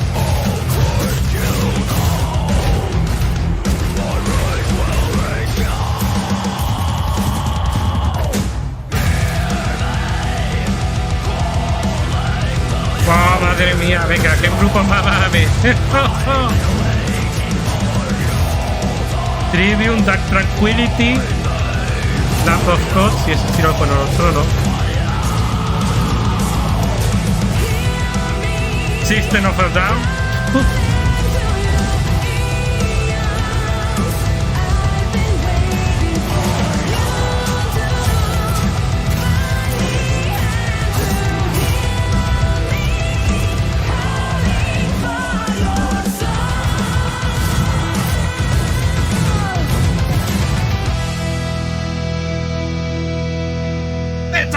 Singer. Qué bueno, me encanta.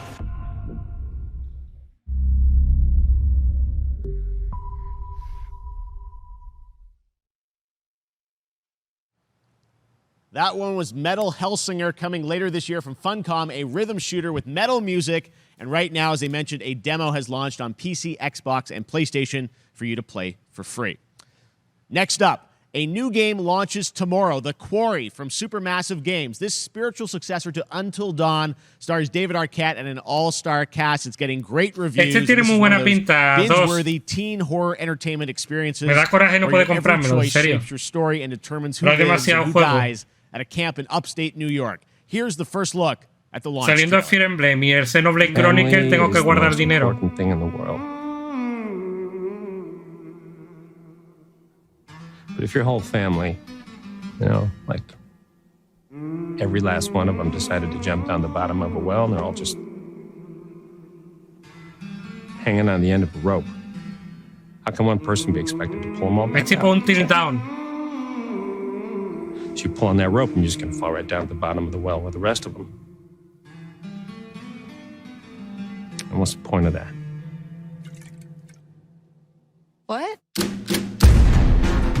There is a lot more to this than you realize. Like what? Kidnapping, murder, cover-ups. I think the whole Hackett family is in on it. You have no idea what's going on here. Not a goddamn clue. All right, let's do this. Si te gusta la película de serie B de miedo y esto, el juego este es obligatorio. 911. You mean 911? Who says 911? Goodbye, cruel world. We gotta get out. I'm gonna enjoy watching you die.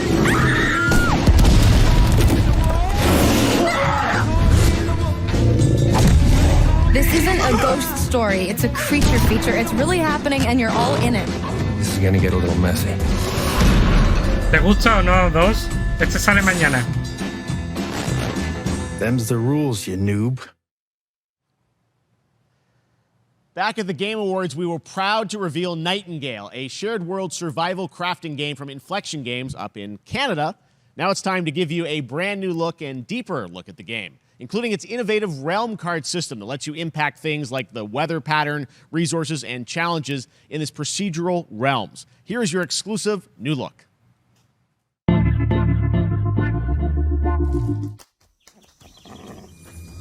Procedural, o sea, se generan los terrenos sobre la You're marcha, alone ¿no? in the realms, I'm afraid. The portals are a mess. Not even sure if Nightingale made it. Given how fragile you humans are, I'd say that staying fed, dry, and rested should be your priority. If the portal arch is inactive, you'll need to make realm cards from rare resources. Once you have realm cards, you can activate the portal. Beware though. Foul things lurk in the interrealmic void, waiting to get in. Oye, me está gustando. Be ready with your axe pick.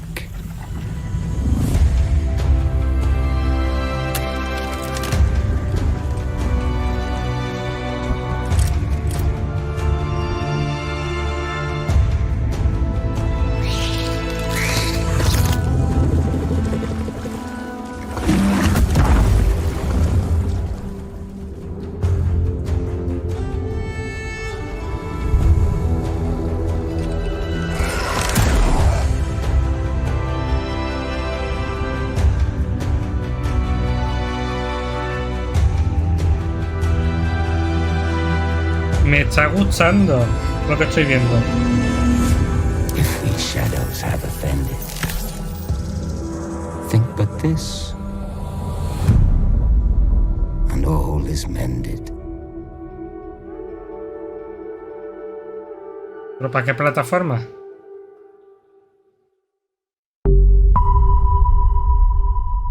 No lo dicen qué plataforma. Vaya tela. The Saints are marching in on August 23rd with the reboot of Saints Row that we revealed last year at Gamescom. Este también va a estar muy chulo. We're happy to announce the launch of the Boss Factory demo across PC and console, which lets you design and set up your character. And since it's Saints Row, you guys are going to have a lot of fun with this one. Check it out. Van a lanzar creador de personaje para cuando se lance el juego. Guys, You gotta do something to capture people's attention. So what do we build next? Me. I want all the power.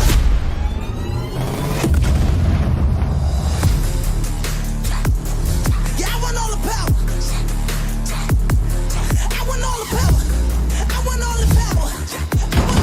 We are so good at this. Which fool wanna challenge me? Got a pack on your back with a strap, can't relax cause you know there's no guarantee. I ain't never guessed, that's a fact, don't react to the test of the mass and the cavalry. Stay correct, it's your majesty. Savage, never kneel, never have defeated. Seriously, this is perfect. Dinner and a show, baby. Fall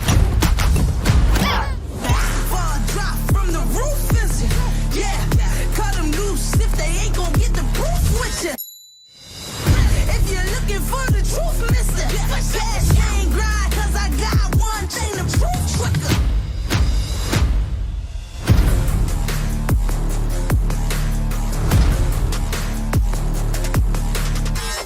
Sí, es tipo GTA, pero de coña. Los anteriores tenían demonios, superhéroes, ángeles. Es una ida de pinza, es muy friki. Los Saints Row son super friki, Kini. Están cada 2x3 de oferta en la Xbox por 4 euros, 5. Los anteriores.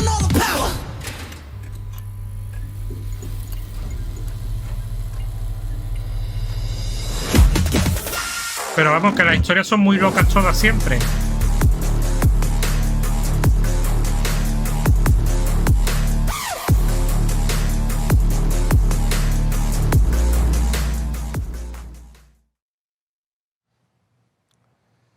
Next, we've got an exclusive first look at extended gameplay of Warhammer 40k Darktide, Fat Shark's follow-up to the critically acclaimed Vermintide series. Darktide promises intense 4-player co-op action and terrifying enemy hordes to team up against.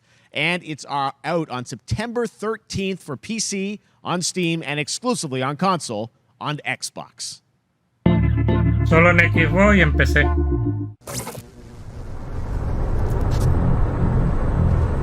El creador de monstruos, sí. De personajes, sí. El juego no es gratis. So you're going to restore the coolant and hopefully save the day. Esto está basado en Necromunda, entonces. The operations array and use the cryonic rods to flush the system, preferably before something explodes. Head on through the ventilation tunnels and look for an access point. This way! Move it!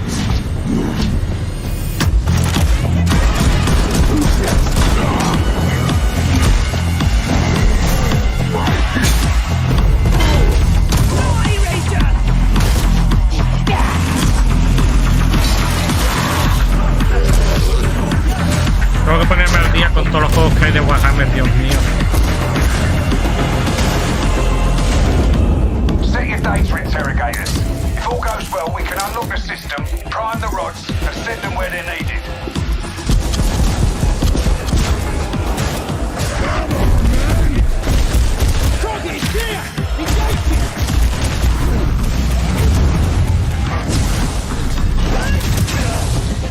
That's the first part done. Get to the base of the Matrix spire and put those cryonic rods to work.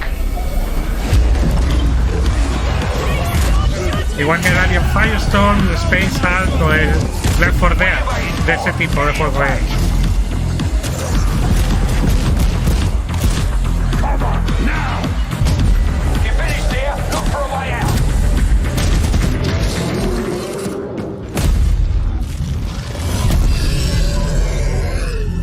Un demonio de Nurgle.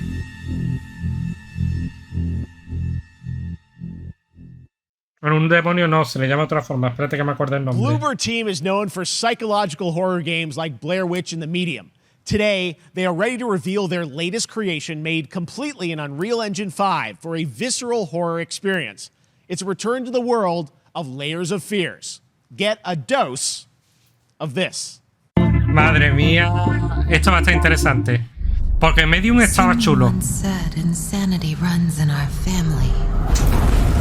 Let it run. Esta gente ha ido mejorando su juego. Uf, cómo se ve, ¿no?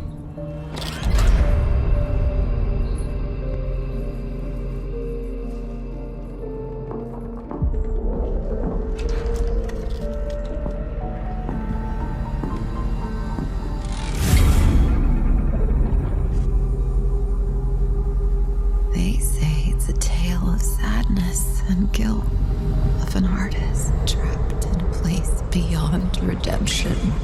It's a lie. This is a story of my fear, pain, and hatred, of the horror of my loneliness. And it is mine to tell. Now I see it. All this misery, all this suffering. There was no other way. La continuación, ¿no? De los anteriores. Really shouldn't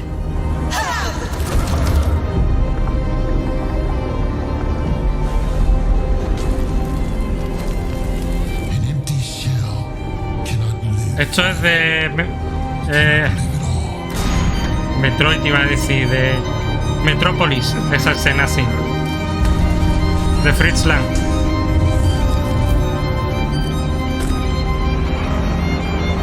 I was trapped in this house, bound by this body. Now I break free.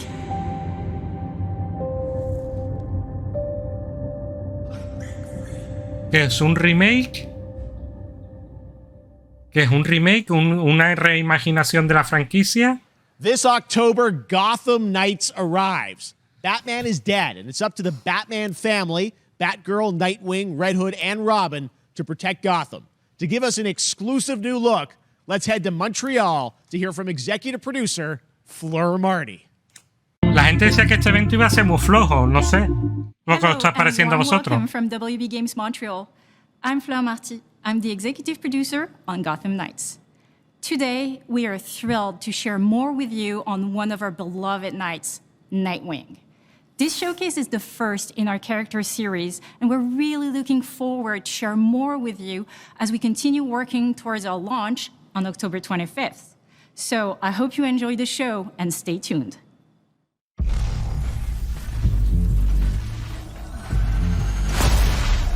Es el Nightwing. I had nothing. And then this city became my home. Its people became my family. Gotham gave me everything. It deserves to feel safe.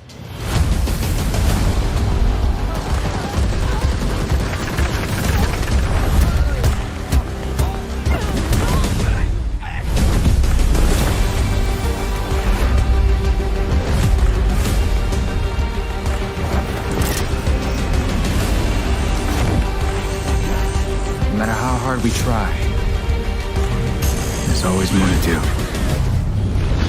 And now, it's up to me.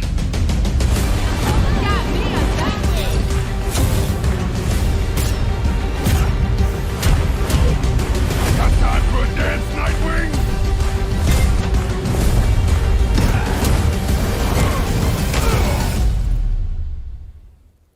I got this, Bruce.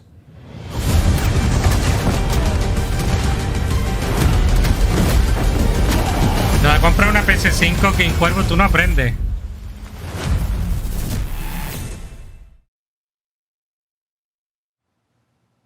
That was Gotham Knights, and now we welcome, oh, look who it is, Neil Druckmann from Naughty Dog, co-president of Naughty Dog. Great to have you with us, Neil. It's been an eventful day on the internet for Naughty Dog fans, and I think we jinxed ourselves. We were joking about last night, like, watch the assets will leak, and lo and behold, that's what happened. Well, the good news is there's some stuff that hasn't leaked that we have lots to share with people about all things at Naughty Dog. But first of all, it is it's a big month actually for Last of Us fans because Last of Us 1 and 2 both launched in June, and it's nearing its 2-year anniversary for Last of Us Part 2, which is hard to believe. Yeah, it's crazy. 9 years for Last of Us 1, 2 years for Last of Us Part 2, and we still hear from fans. They're still sending us letters and art, and these characters in this journey and this world mean so much to them. And it's just been kind of amazing. Like Last of Us Part 2 early this year passed a pretty big milestone. It sold over 10 million units. And yo lo que le he dicho a los dos, yo la estoy pagando a 9 euros al mes. La mía no está pagada todavía.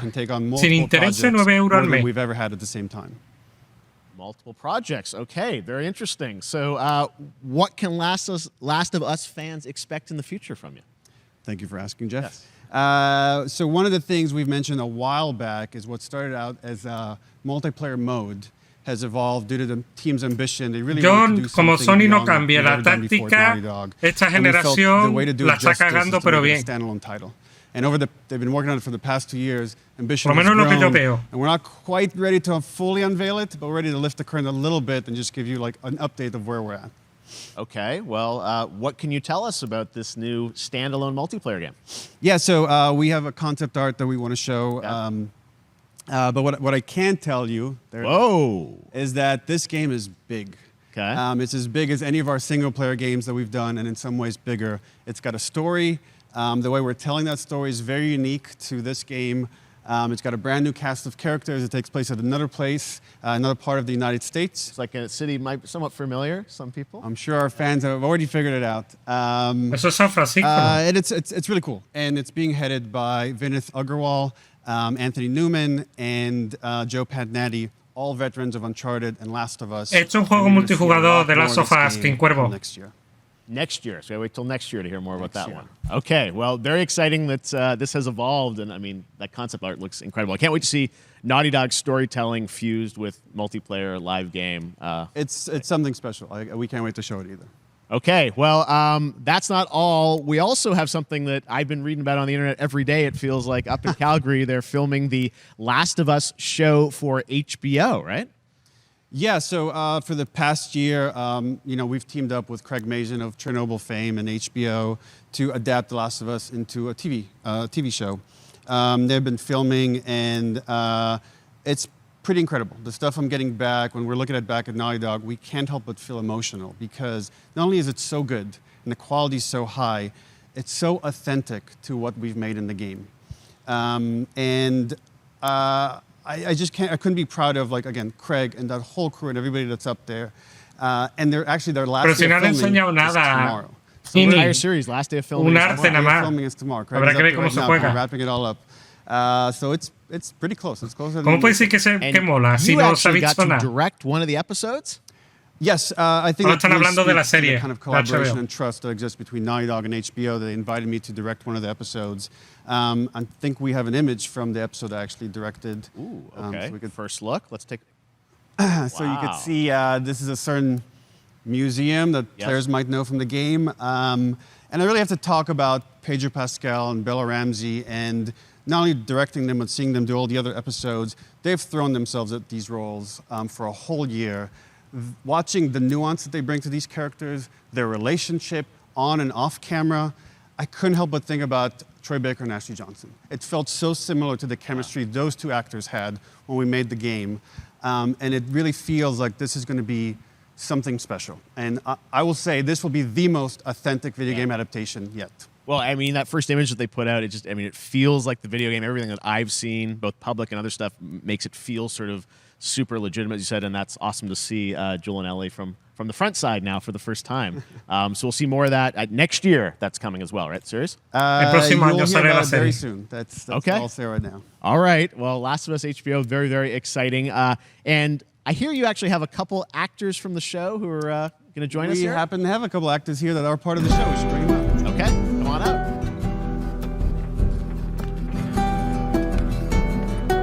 Oh, what's up, guys? Oh, hello. Surprise. Troy's back again. Hello, I know. Ashley. Good to see you. Good to see you. I'm a little confused, though. I thought maybe Pedro Bella, but Troy Ashley out here from the game, right? So when Craig and I started working on the show, almost one of our very first meetings, we said, Troy and Ashley have to be a part of it. And we're such fans of like the talent and the helping us create Joel and Ellie. We felt like it was so important that they become part of the show. And it has to be more than just like kind of like a wink to the camera and like a cameo. Okay. These are real roles that we're keeping under wraps for now. But man, I'm bummed that I couldn't be there with you guys when you filmed your stuff. There's been so much stuff, I feel like. So good. On the internet, there's so much like talk about what's being filmed, and I think that's. Han rodado escena, lo que rodaron el juego han rodado escena You filmed the roles by now. en la serie. Keeping secrets with this franchise is kind of old hat. Like we've had Except for today. Except for the date. It was one of the hardest things for us to do is to not let people know that, because we're so proud of it and the work that we did. We worked hard. The crew. I have to say, when I walked out on set, to be met with literally every person that I met on that crew is such a fan of this game, and they all knew what it was that they were working on and committed to working on this project because of their fan and their love for the game was one of the greatest. It was like I was coming home to friends. Yeah, I the attention to detail, the crew was amazing. Bella and Pedro are they're so perfect, and we've been trying to sort of describe that feeling of sort of seeing them in person. It's like the characters coming to life, but it's so much more than that. I feel like I can't fully explain it, but I am so excited to be a part of it, and just I can't wait to see it. I think it is going to be so good. I love the story. I love just being a part of I'm this so world. excited about the series and the fact that you guys are going to be in it. And Yo no entiendo por qué criticaron tanto Last of Us 2. El día que lo pueda jugar puedo opinaré, pero Are vamos. these characters we know from the game that they're playing? New characters? Can you tell us anything? Yes. I can tell you. So sneaky. All right. Well, we're so excited. Maybe it's already on Twitter by now. Hey. All right. Well, let's talk about what was on Twitter earlier today. Lots of talk about the idea, or really what's happening is it looks like you guys are remaking the original game, and this is like a ground-up remake. Is that right? That's right. We wanted to give people the definitive version of the first game that wasn't encumbered by any technology. Wanted to find a way to get even closer to our original vision. We're able to do it on the PS5 and PC. And instead of talking about it, let's look at it. All right, let's take a look at the Va a Last salir of en Us PC el Part remaster. 1. Parte 1 remaster. Es una reimaginación, ¿vale? Hay cambios, han añadido cosas.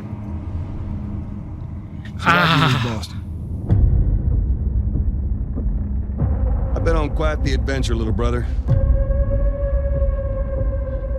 I reckon it's got something to do with that girl. It's got everything to do with that little girl.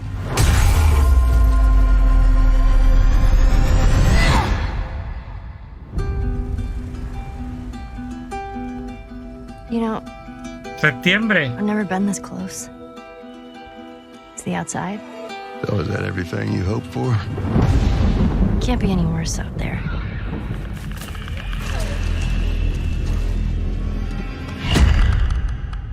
Can it? Once upon a time, I had somebody that I cared about. And in this world, that's good for one thing. Get you killed. I can take care of myself. How many close calls have we had? I get into trouble down there. You make every shot count. I got this. Después Nintendo, el que siempre vuelve a sacar las mismas cosas, ¿eh, Tini? Hope you know how to use that thing. I've had some practice.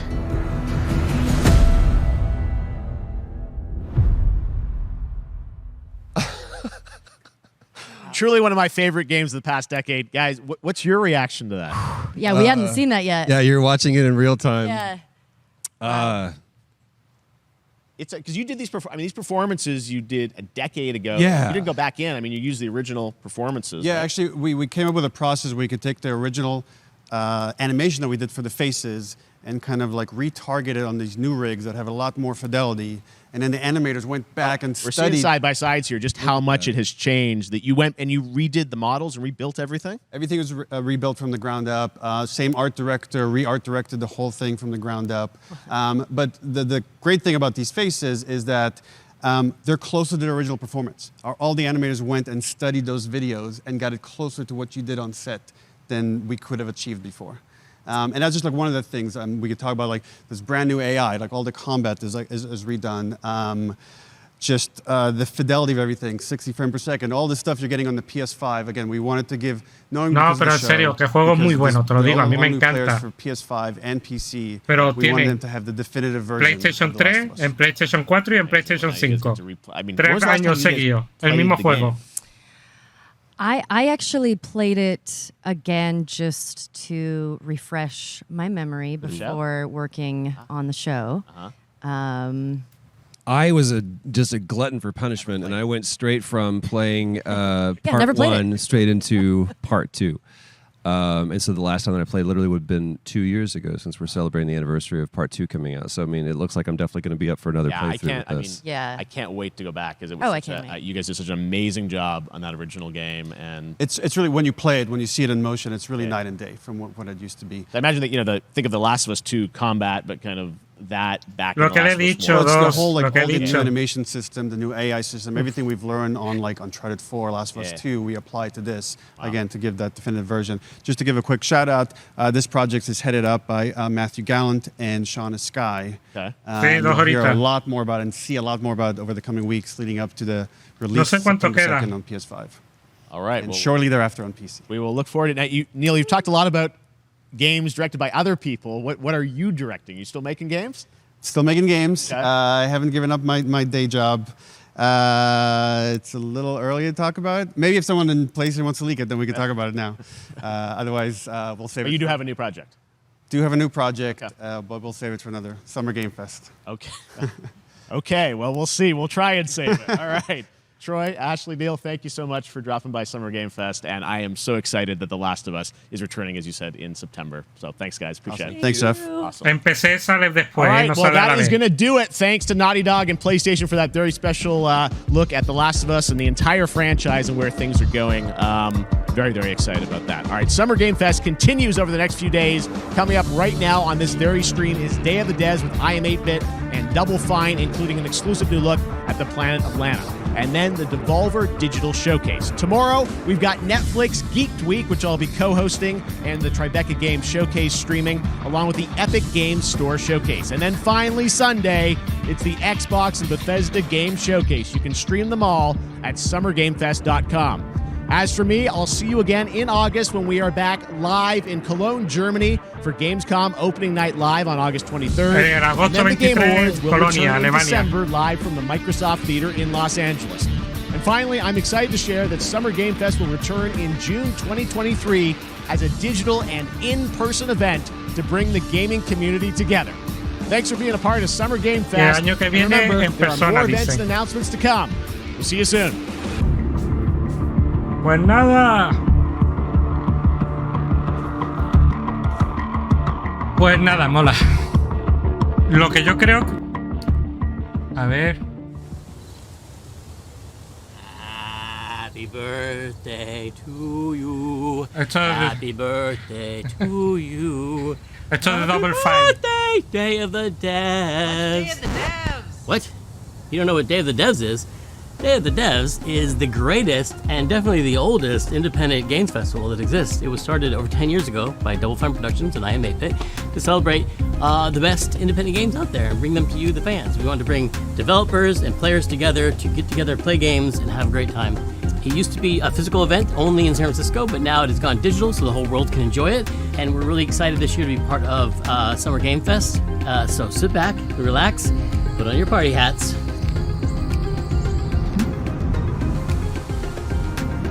This thing? I'm supposed to put this on? That's right, everybody, put on your party hats. Everybody. A ver que van a procesar. Eso de Monkey Island, la calavera Everybody. esa. That's ¿No? right, that looks good. Now we're cooking. ¿Enseñarán en Put on Monkey your party Island? hat and enjoy. ¿Enseñarán en Monkey Island aquí?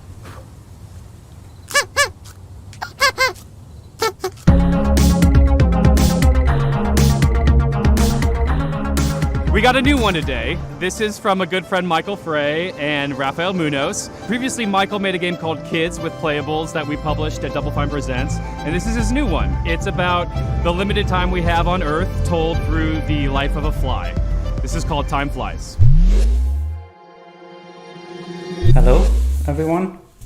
My name is Michael. Van a enseñar juegos de indie. You ahora. might know my work from a game called Plug and Play. I co-founded a company called Playables where we made a game called Kids. But today we're going to talk about this guy in my upcoming project that is a collaboration with Rafael Munoz, who is the principal programmer on the game. The project we're collaborating on is called Time Flies.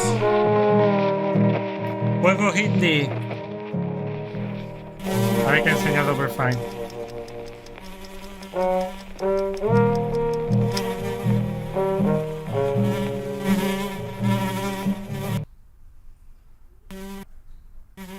Time Flies is about our limited time in this world. In Switzerland, where I'm right now, we have a life expectancy of maybe 84 years. In the US, it's about 77 years. So you have a little bit less time to achieve the things you want in your life.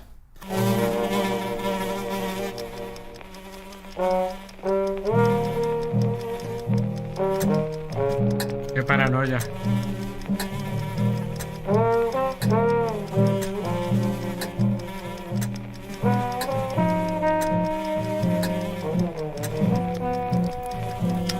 Bueno, hay cosas curiosas, no en el evento anterior, por lo menos. In Time Flies, the things you can achieve are nicely prepared on a bucket list. This is a very small part of that bucket list. So these are the things you can do in the world.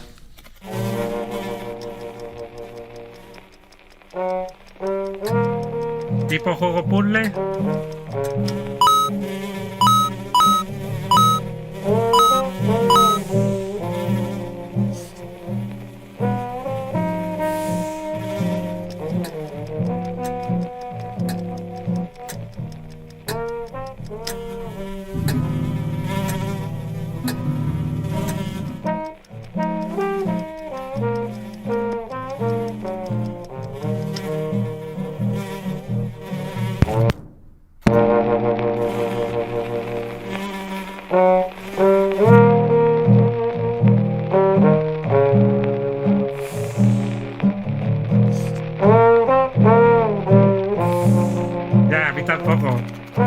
game is coming to PlayStation, Nintendo Switch, PC and Mac sometime next year.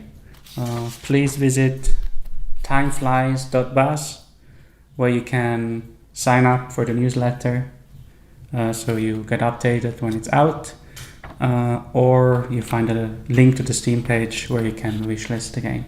Thank you.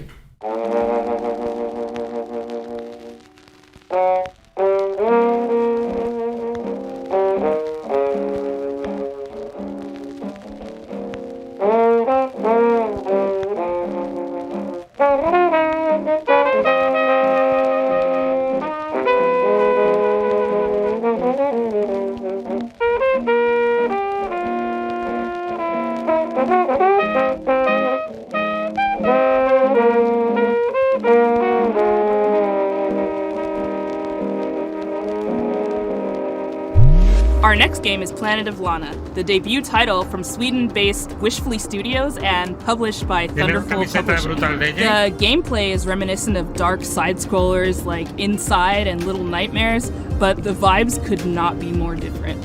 Who are these enigmatic enemies? What do they want with Lana's sister and her world? And what other secrets are there to uncover in this beautiful, boundless environment? Hello, my name is Adam Stjernljus and I'm the creative director at Wishfully.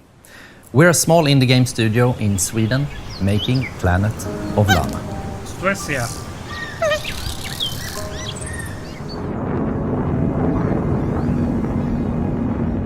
In our game you play a young girl called Lana, who is forced out on a mission to save her sister that has been taken away by an invading robot army. Me está gustando, eh? Early on in the game, Lana meets the mystical creature Mui. You quickly develop a strong bond and friendship to Mui, and she proves to be both intelligent and loyal.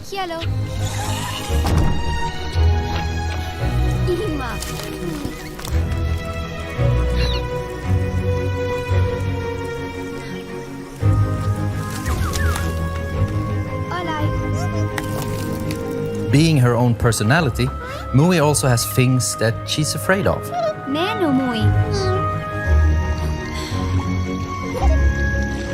But being small and agile also has its advantages.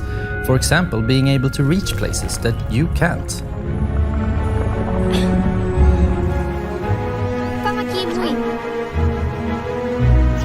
Este juego, por ejemplo, me mola.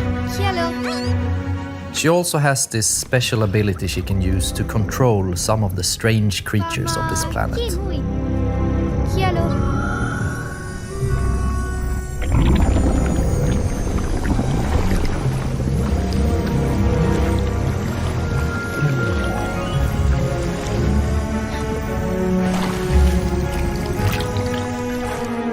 Together, you have to make it through both the harsh and beautiful environments of Novo. Past dangerous robots, through deep and cold caves, unraveling long-forgotten mysteries that all lead to your destined future.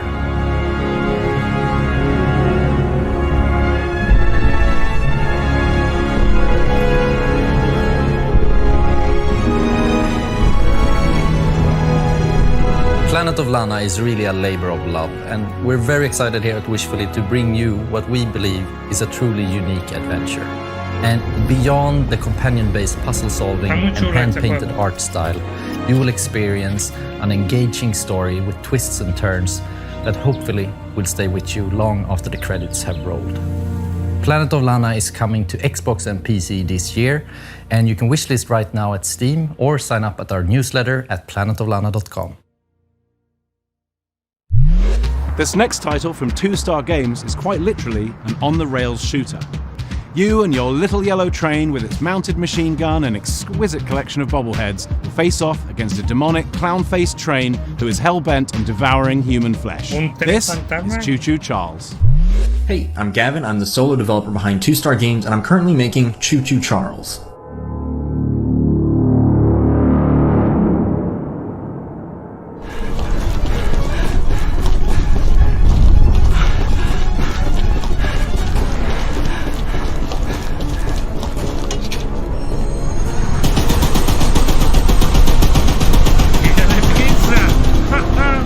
It's an open-world horror game where you navigate an island in an old train,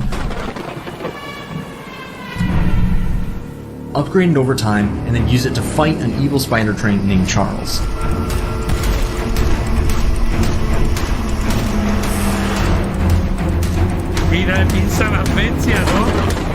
If you pump enough lead into his face, that'll probably encourage him to run off and find something else to eat.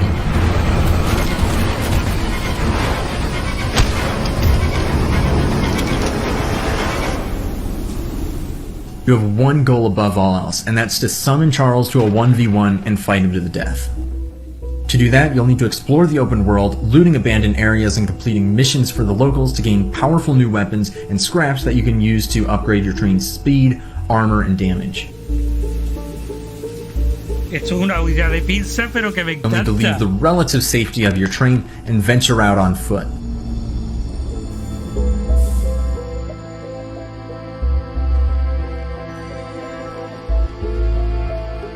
This is where things get really dangerous, with Charles constantly roaming around looking for his next meal, and camps of shotgun-wielding cultists looking for someone to feed to him.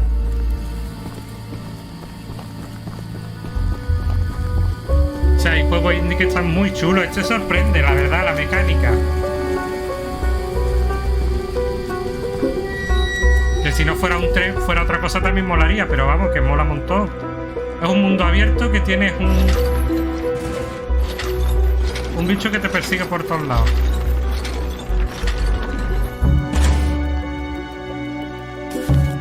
After collecting 3 heavily guarded gems from abandoned mines around the island, you'll place the gems on one of the shrines, angering Charles and drawing him to your location. Te está picando las mecánicas, eso no me mola.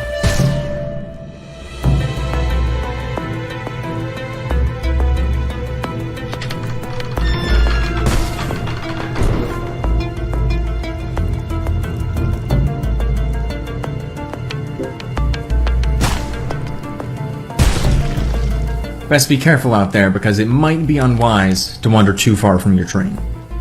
If you do encounter Charles while you're roaming around, it doesn't matter what you do now, because you have truly angered the beast, and you'll either escape with your life or see it flash before your eyes.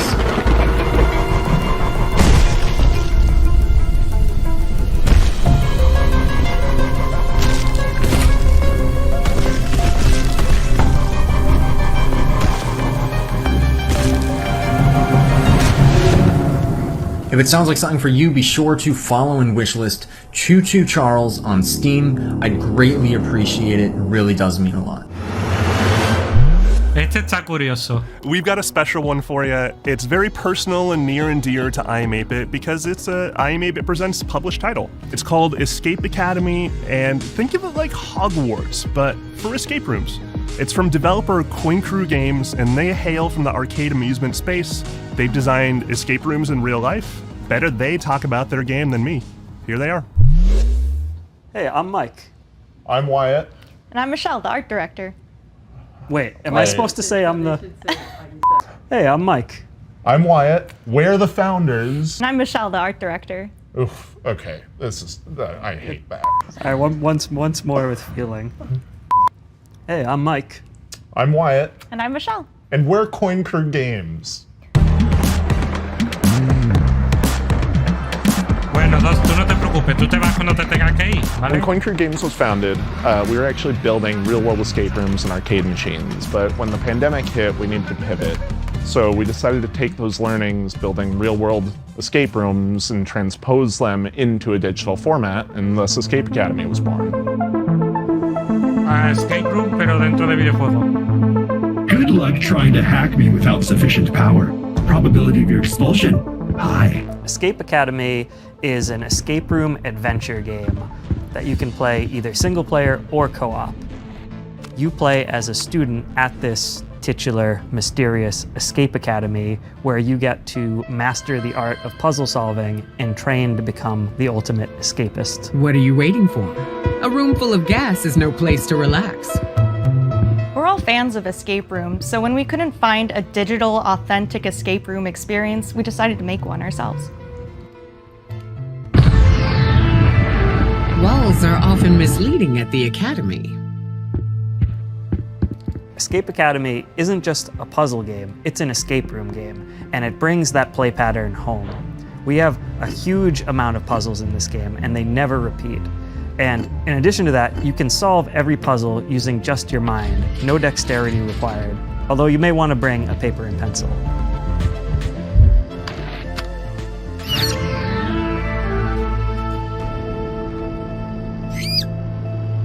The academic theming gave us the leverage to create a wide variety of rooms that support the narrative and put players in situations they would never find themselves in real-life escape rooms.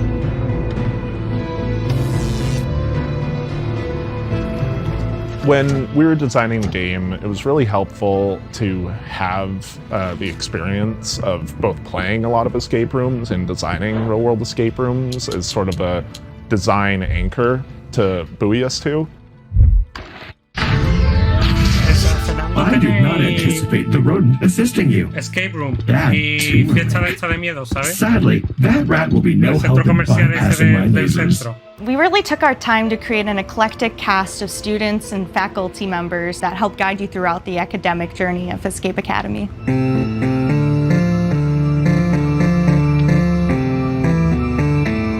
Building on the lessons that you get in each room and raising the stakes throughout your journey at the Academy was definitely a design pillar we wanted to make sure came through in the final game. Está enseñando muchos puzzles para mi gusto.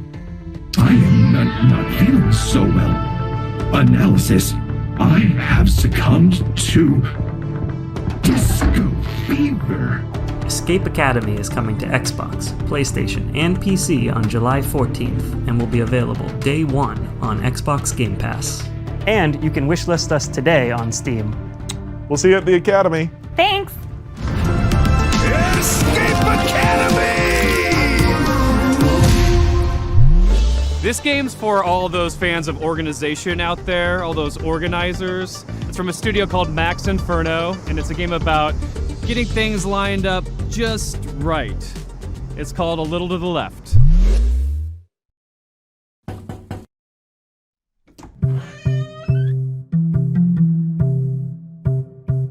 Uf, qué gato, ¿no?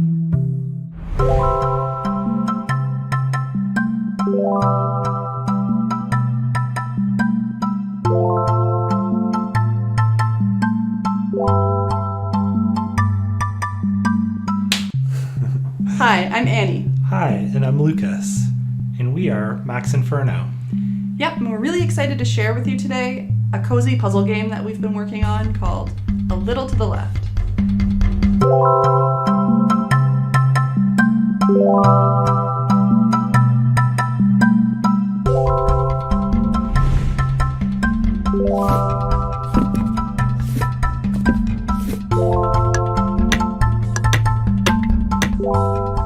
A Little to the Left is a game where you sort, stack, and tidy up the house.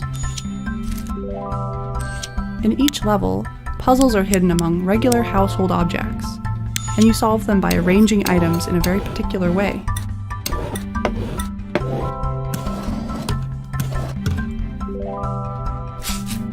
Un juego de puzzles de para Many gente of the que tiene levels todo. have multiple solutions.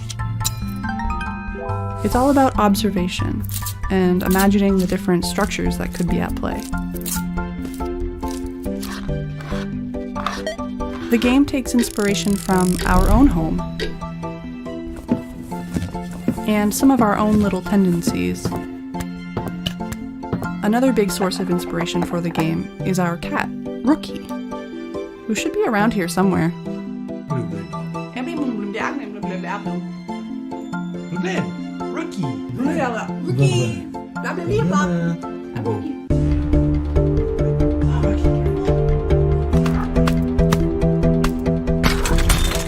Occasionally, this cat will show up on the periphery of your Venga, gameplay descansa dos, un fuerte and abrazo. undo your tidy work, just to shake things up a little bit.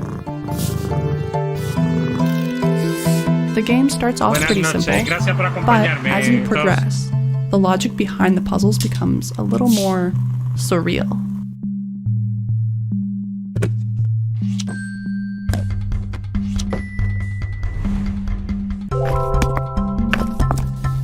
There is a lot to tidy up in A Little to the Left. Actually, every day brings something new. With the daily tidy delivery, you get even more out of our favorite puzzles.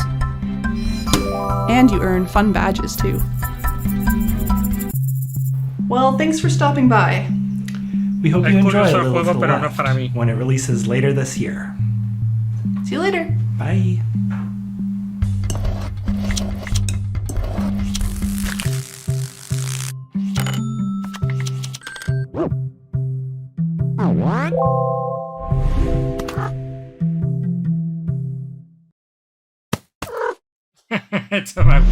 I've been excited about this one ever since it was announced ages ago. It's from developer Gummy Cat. It's called Bear and Breakfast. And the title says it all. You're a bear, you run in bed and breakfast in the woods, and it's really freaking fun. We're debuting a brand new animated trailer, a bunch of gameplay you've never seen, and finally announcing a release date.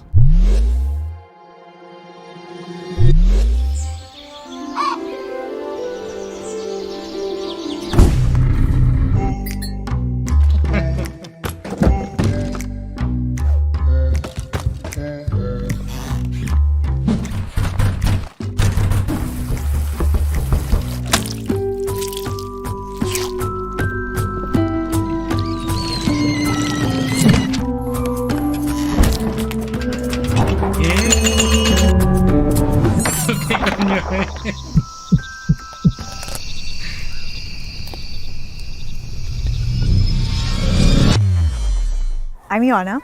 And I'm Raresh. We're from Gummy Cat in Romania. Today, we're showing you our first game called Bear and Breakfast.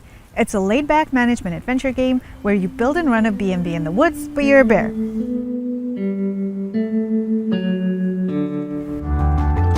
In Bear and Breakfast, you play as Hank, a young, curious bear from Silver Valley who lives in a small home with his mom and two best friends. Hostia, que me está gustando y todo. Me está gustando y todo, qué mal.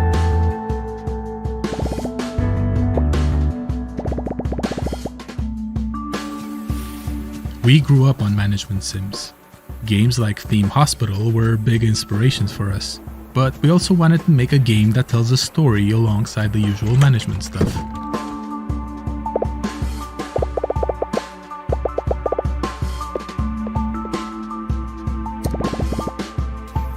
So it turns out that humans are coming back for some reason, and they need a place to stay. There's old, rundown buildings all over the place, and you're just the bear for the job.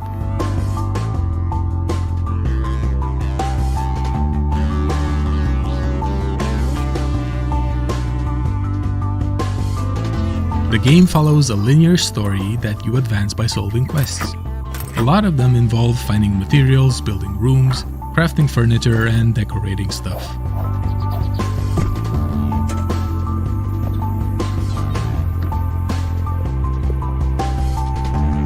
The actual furniture you do make awards different kinds of points. For instance, beds give comfort, showers give hygiene, that type of thing. You have to make sure that your room scores are high enough to satisfy whatever your guests are asking for.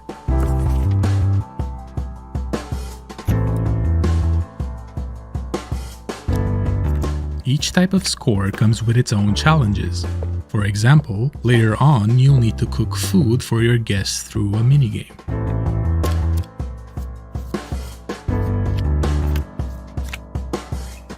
There's a lot more to Bear and Breakfast, but you can play at your own pace since the game won't rush you. Oh, and there's definitely no creepy subplot hidden somewhere in the forest.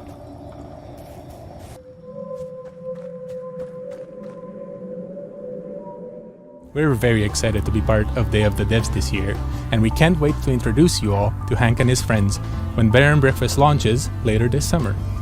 Thank you. Kini, que me va a gustar el juego. Este juego es mejor que Last of Us Remake.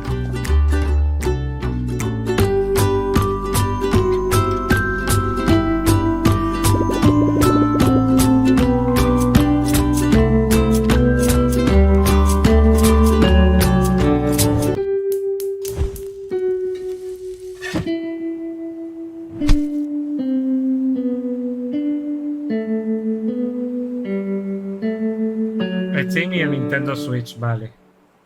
28 de julio. So I don't want to say a lot about this next one.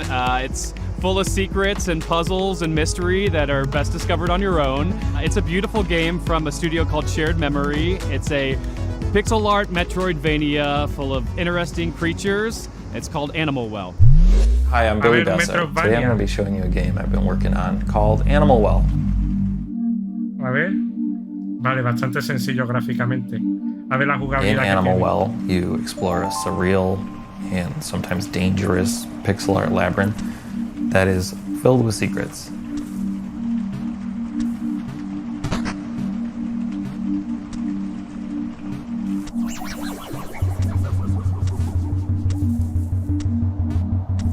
As you explore, you'll encounter various creatures, but it's not always clear if they're friendly or not, so it's best to proceed with some amount of caution.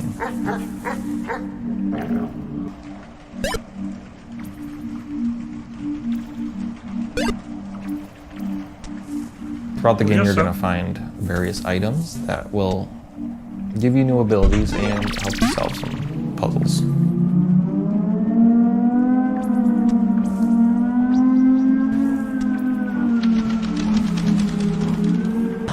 Every item in the game has multiple uses, but you're going to have to experiment if you want to figure out what they all are.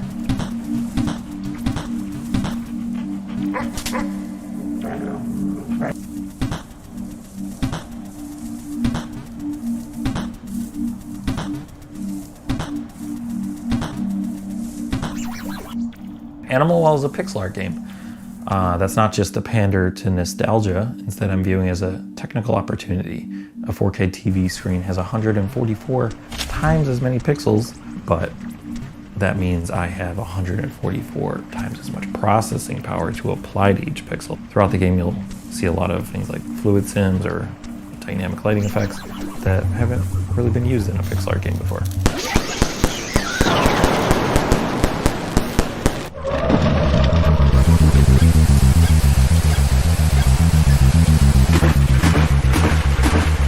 Designing Animal Well is a layered experience. So what that means is the base layer is something the average person can play through and enjoy to completion. But then there's a second layer, which for most games you would consider this part like 100%ing the game. There are lots of hidden items in nooks and crannies throughout the world. They're not obvious and you might need some help to find these. The third layer has puzzles that don't really present themselves as puzzles. They might go unnoticed for years, potentially, or they might require some community collaboration to solve. Also, there's a puzzle in this video that may require some community collaboration to understand. But the first 10 people to figure it out will get a free copy of the game at launch. And then while you're doing that, you can maybe wishlist it. But yeah, thank you so much.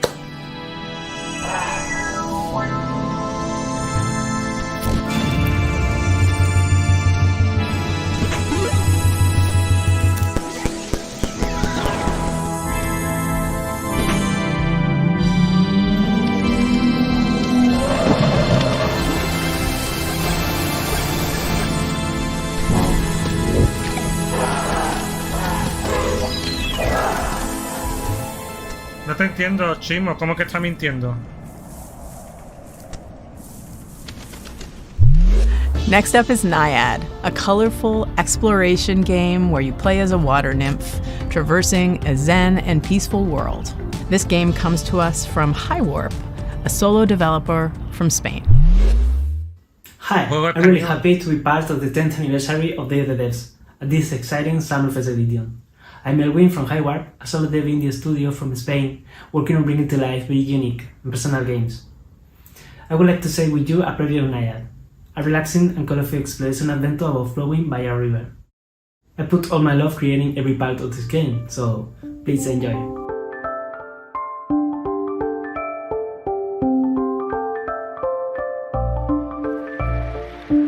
Yo lo estoy viendo por si sale algo de Monkey Island. Ojalá.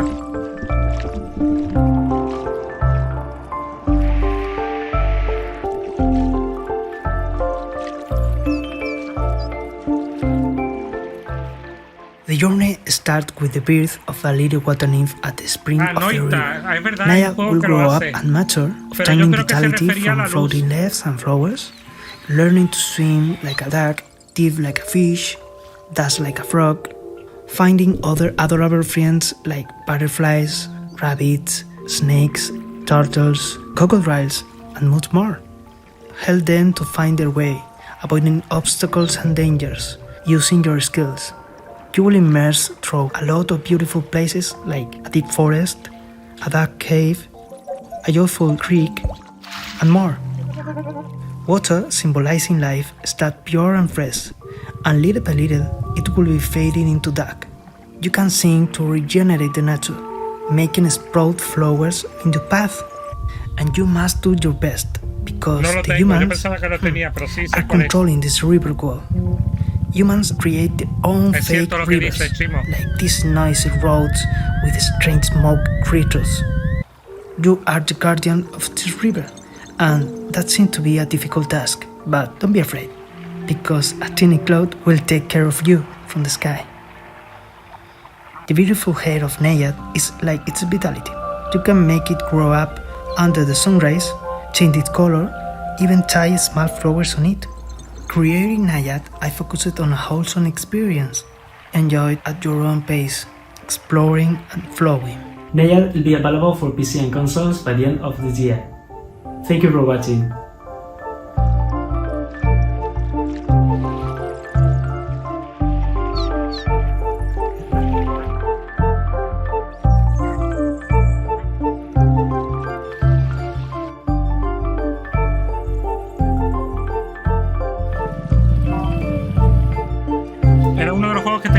Deseos, pero hace tiempo que no miro Steam, ¿sabes?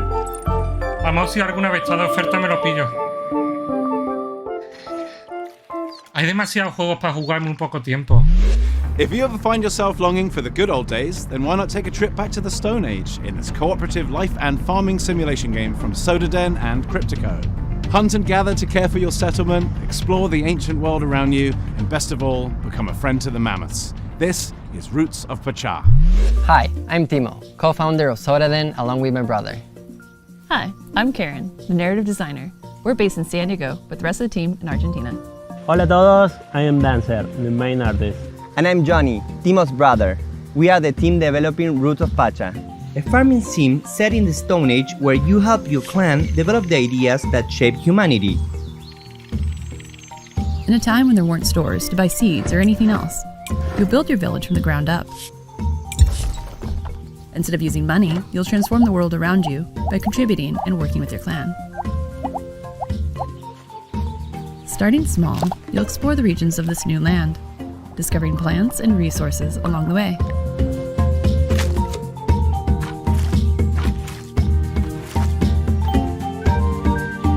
Many of the ideas you develop were the cornerstones of early civilizations like farming, domesticating animals, and the creation of tools that are now common.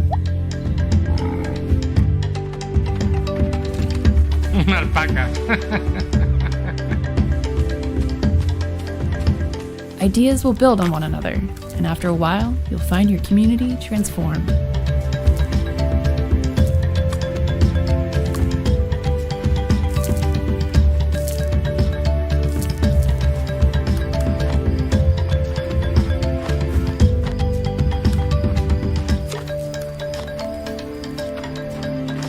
You'll venture into the caves to meet the spiritual world, to try and explain who you are and why you're here.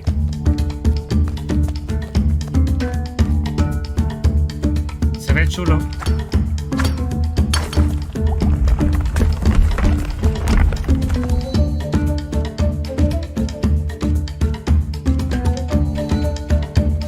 The game's Stone Age setting was inspired by the book The Clan of the Cave Bear.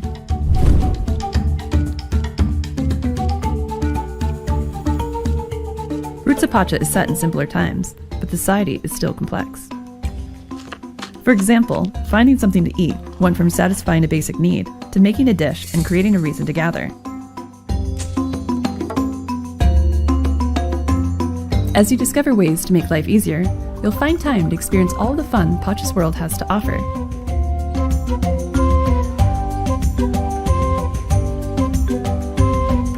You'll get to know your clan, meet others living around you, and maybe even find that special someone.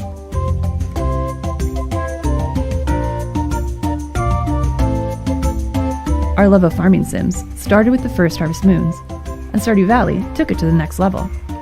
With Roots of Pacha, we want to make our own unique contribution to the genre. We're working on this project with all of our hearts. We're super excited for you to play the final version. In the meantime, we have a brand new demo that just went live today. Thanks for having us. Muchas gracias. Oops. Pacha en tierra, ¿no?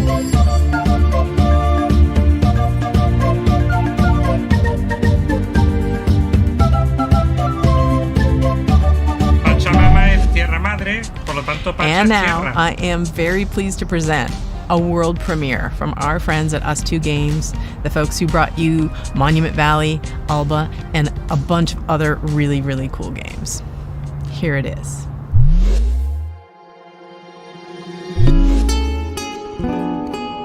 Desta.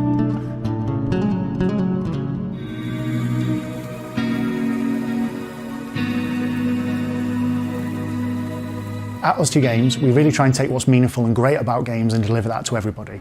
So with Monument Valley, we made people care about a character for the first time if they've never really engaged with games very much.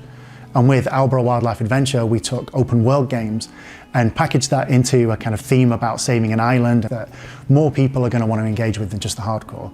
And with this game, what we really want to do is take these genres that we really love, like roguelike games and turn-based tactics, add a little bit of sports game in there as well, and themes about dreams and conflicting fears, and really package that together into something that feels really unique.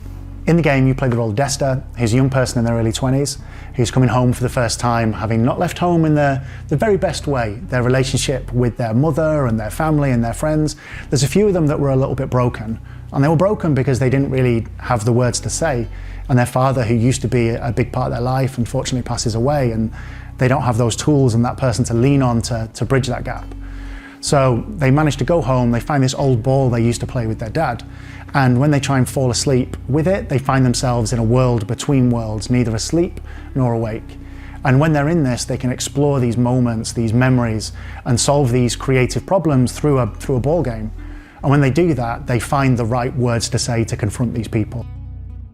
The people we're going to be meeting in Desta's dreams are people who were significant to Desta before they left town a couple of years back. And there are lots of people they don't know quite as well, too, and some people who have been shaped by Desta's impression of them in their dreams. But they've all had a profound impact on Desta's life. These characters are really interesting because all of them are interwoven as part of Desta's story, but also with each other. They don't just appear as abstractions, but they really feel like a part of the makeup of Desta's background. One way or another, the people that Desta meets throughout the game helped Desta become who they are today. And they've taught Desta a number of different things, like standing up for themselves, taking risks, expressing themselves, and more.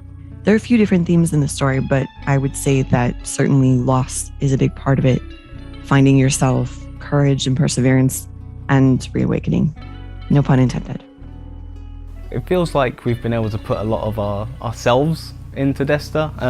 The same is true for pretty much all of our games, but Desta in particular is very personal to a lot of the members of the team. I'm sure we can all relate to some of the themes of maybe having ghosted a friend and not being sure how you could like get back in touch with them, or dwelling over how you might have said something in a conversation and like having that play over and over in your mind, which is like one of the core themes of the game. It's definitely got more depth and more game mechanics than anything we've made before, and it's being designed from the ground up to be a multi-platform title. We're really looking forward to telling you more about Desta, the memories between, in the coming weeks and the coming months.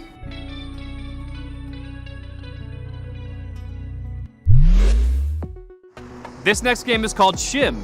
It's a shadow platformer. You're a little blobby character platforming around inside shadows, and a game with a really cool minimalist graphic art style. I hope you like it. Hi, I'm Ewout and I'm the developer of Schim. And I'm Niels from Exernice, and I help Ewout develop Schim. We're located in the north of the Netherlands in a town called Leeuwarden. We are a team of 2, plus the talented people at Moonseller who do audio.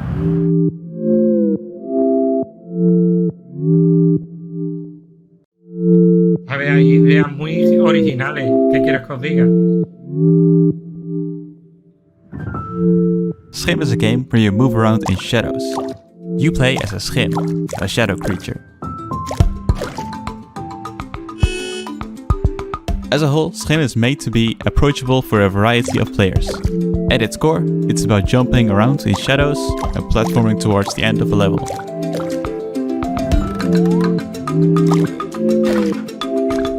Each shadow has their own Schim. The player plays around as a Schim of a human. However, this Schim is separated from their person, and it's up to you to find your way back. In the game, you will also help other Schim characters who have also been separated from their shadow. You can help them by finding their objects.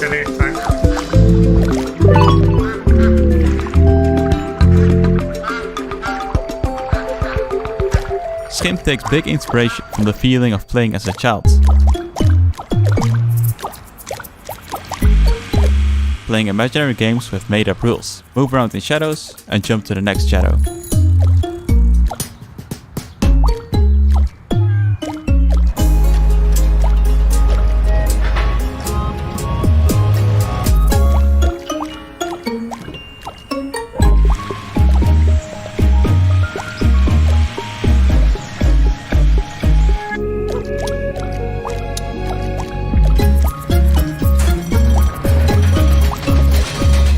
Check it out and follow us at schimgame.com. Hi everyone, and thank you Dev for having us this year. I'm Anne, the manager of Asobu, a community hub for indie game creators in Tokyo. We have a space where people can come to work and meet other people, do small gatherings, and we are helping Japanese devs by introducing them to platforms, console publishers, helping them on marketing, or as usually they don't speak English, helping them to apply to overseas events like this one.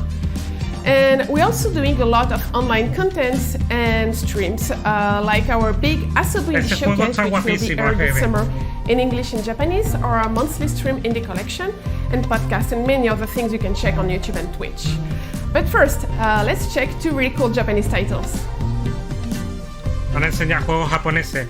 El Heaven está chulísimo. Si tenéis oportunidad de jugarlo, jugadlo.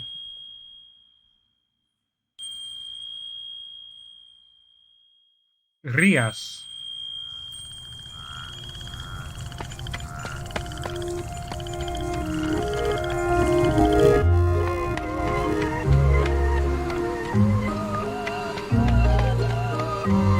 Fox and Frog Travelers, The Demon of Arashino Island, is a 3D action adventure game with a Japanese-inspired atmosphere.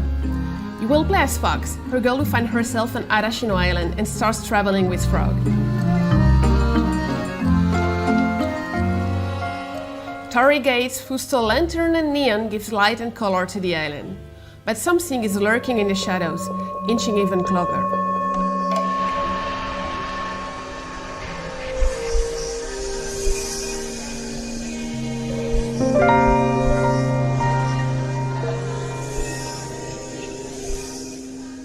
Fox and Frog Travelers is developed by Rias, an illustrator and concept artist that came up with the idea for it, based on one of his illustrations. Este mola Kenia, que sí.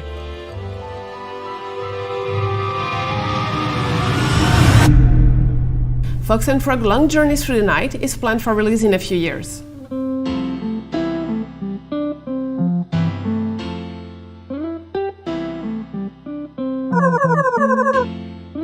Parecía una Game Boy, ¿no? Este es otro, no, espérate un momentito, que se me ha quitado el Twitch. Ahora. Ya me voy a apagar, se me ha quitado el Twitch.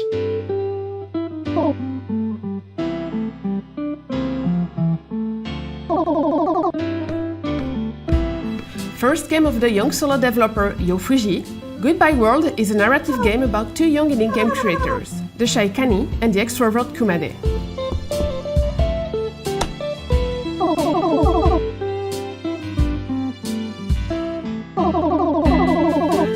Mixing influences from comics like Ghost World and games like The Beginner's Guide or Mother 3, Goodbye World is a tale about the passion and struggles that comes with game creation.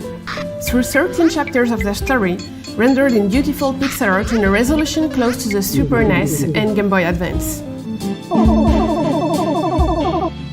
Timo, ¿has visto eso?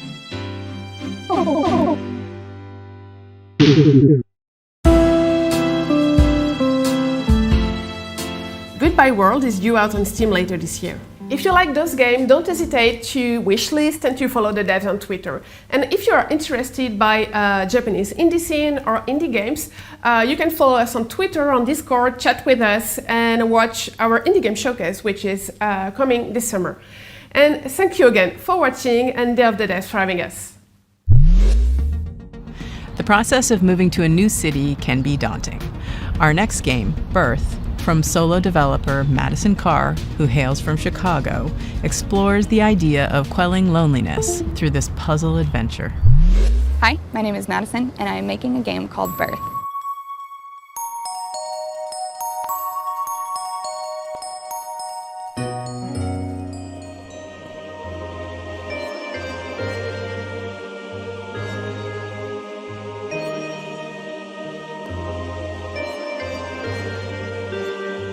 Vale, después me lo pasa. Birth is a point-and-click puzzle game about living alone in a large city.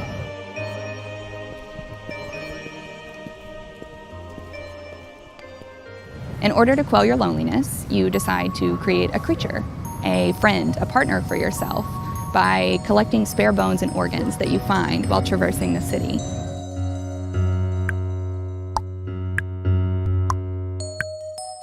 You will explore libraries and post offices and museums and cafes and apartments that don't belong to you.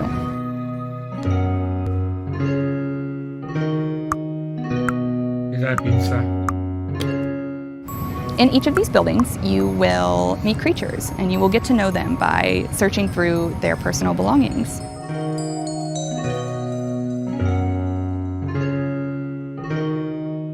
Their laptops and phones, their cabinets and their notebooks.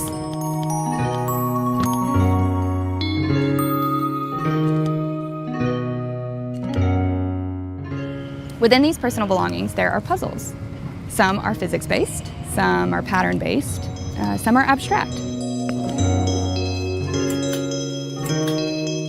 There are no instructions, and you are rarely doing the same thing twice.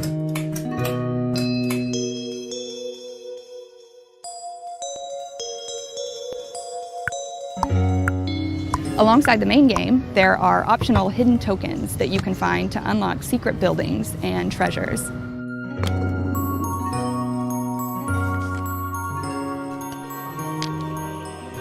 Birth comes out this August. I made this game with my whole heart, and I hope that you like it.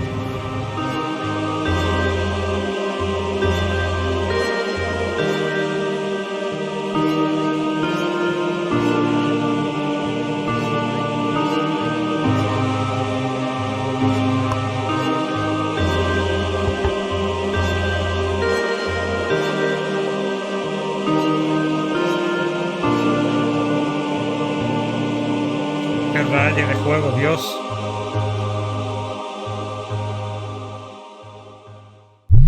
In our next title, How to Say Goodbye, you play as the ghost of a person who's recently died and is embarking on the journey of accepting their own death. The mechanics underscore the message that there's always a way through grief.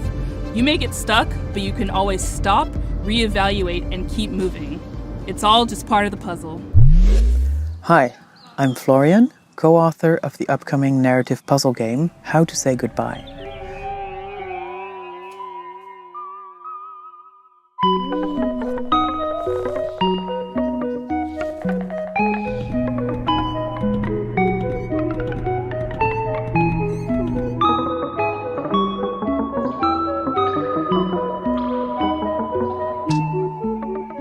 In How to Say Goodbye, you help a group of quirky ghosts overcome various obstacles and conundrums by reorganizing the level as you like.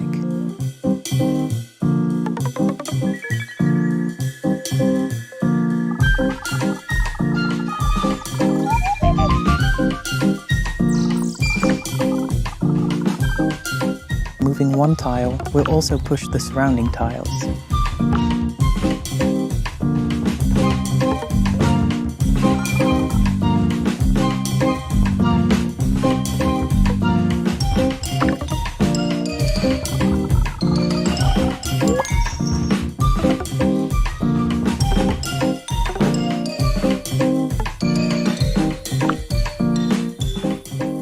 puzzle elements are only moved around, but never removed.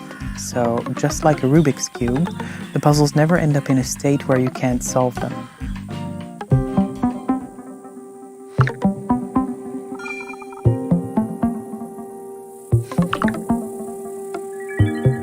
Dios, qué idea de pinza, qué guapo.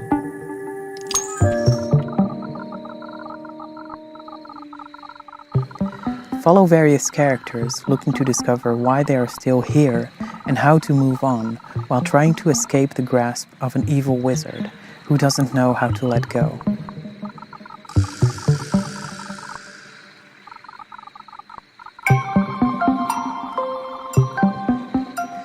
How to Say Goodbye tells a story of loss and grief, but we intend the experience to be as gentle, kind, and positive as possible.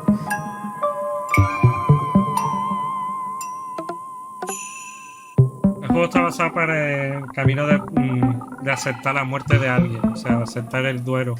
If this sounds like something that you would be interested in, please wishlist the game. It would mean a lot to us. Thank you.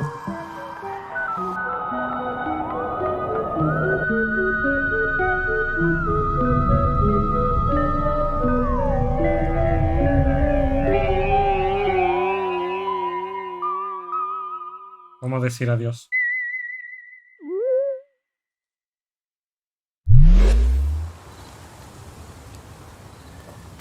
Oh, hi. Well, wasn't that a great show and a great cake, and it's all gone, and so now we have to say goodbye. I hope you liked that. I hope you liked all the games. Thank you to all the developers for making such fantastic games and for bringing them here for everyone to enjoy. Special thanks to all of our generous sponsors. You've always been there for us, and we could not do this without you. PlayStation, Idea Xbox, Nintendo, Steam, Epic Games Store. Y'all are awesome. Thank you. Extra special thanks to Dose One, the Magic Man, for supplying all the beats and sound effects and tunes you hear in every Summer Game Fest edition of Day of the Devs. We couldn't have done any of this without you, or at least it'd be really quiet and kind of suck. We're not done with the Day of the Devs 10th anniversary just yet. If you go to dayofthedevs.com and sign up for our newsletter, you will be amongst the first to hear about all the excitement that's to come this year. Other than that, thank you so much to everybody who watched, and we'll see you next year. Bye. We'll see you next time. Aha! You thought it was over, but it is actually not. Day of the Devs continues with a special after-party performance by the one and only Peter Berkman of Anamanaguchi fame. He's debuting new music from a game you've probably never heard of. It's called Little Nemo and the Guardians of Slumberland. And the reason you haven't heard of it is because it's debuting on Kickstarter at this very freaking moment. Enjoy. See you later. Thanks for tuning in to Day of the Devs Summer Game Fest Edition. Bye.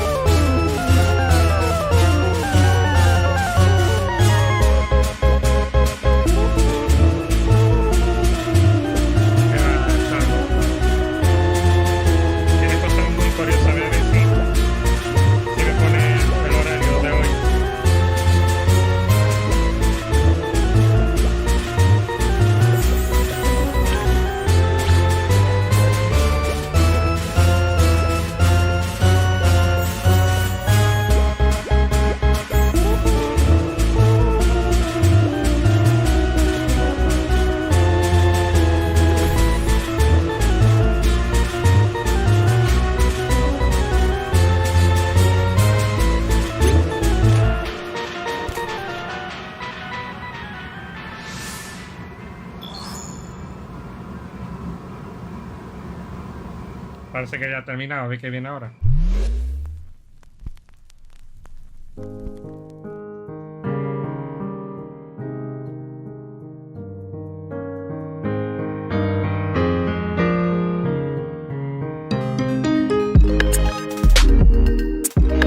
El 28 de julio.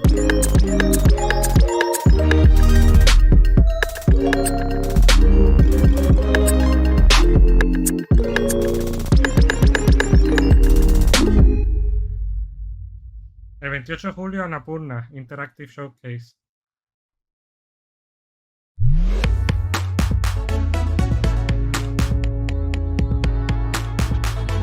Pues nada, ha terminado, ¿no? Lo del Summer Game Fest. Yo creo que la parte final de la música la voy a cortar. Toda la parte final de la música que está sonando. Pues nada, ya lo que queda de una hora de devolver digital. No sé si lo voy a hacer ahora o lo grabo mañana por la mañana, ¿vale? De verdad que tengo las orejas hirviendo. ¿Cuántas horas de directo llevo? Llevo 8 horas de directo. 8 horitas, ¿eh? De 0 a 8, vamos. De no hacer directo, 8 horas aquí con vosotros en directo. Menuda tarde. Bueno, tarde no sé qué hemos pasado. Así que... The Games and Online Harassment Hotline is a text message-based, anonymous, and confidential emotional support hotline. And it's created specifically for the gaming community. Because we're gamers and creators, and we want to help each other. So, how does it work? Well, you text us and we listen. Our hotline is 100% anonymous. We can talk about anything you need to, and only what you want to. The Games and Online Harassment Hotline is an inclusive resource for anyone, no matter how you identify. If you feel that you need emotional support, you can start right now by texting support to 23368, and our qualified responders will be there to listen to you, free of charge. Reach out, get help, and let's make this community a better place to work and play. ¡Qué bueno! Pues nada, gente, se acabó. Qué buen detalle eso, en verdad, ¿eh? Qué buen detalle. Pues nada, gente, ya hemos terminado para esto. Ya el siguiente directo que tendréis subido también en YouTube será el de Devolver Digital. Y mañana estaremos a partir de las 5 o las 6, me parece a mí. Voy a comprobarlo, para estar seguro. Mañana, a ver, galería.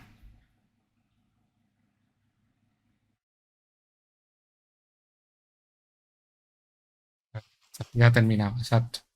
Pues cambiamos de toma.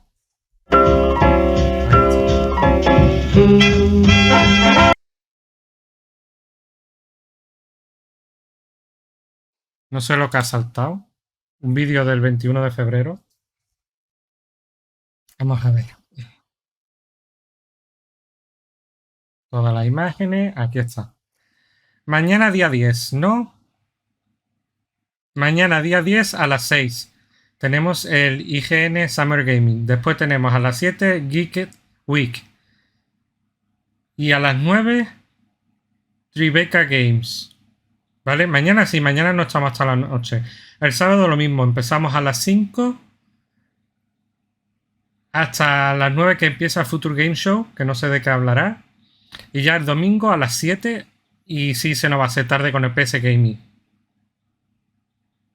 Después el lunes con Guerrilla Collective a las 10 y a las 12 el Capcom Showcase, que será más tarde. Y el martes nuevo Showcase de Xbox y ese será casi todo el horario. Vamos a ver aquí.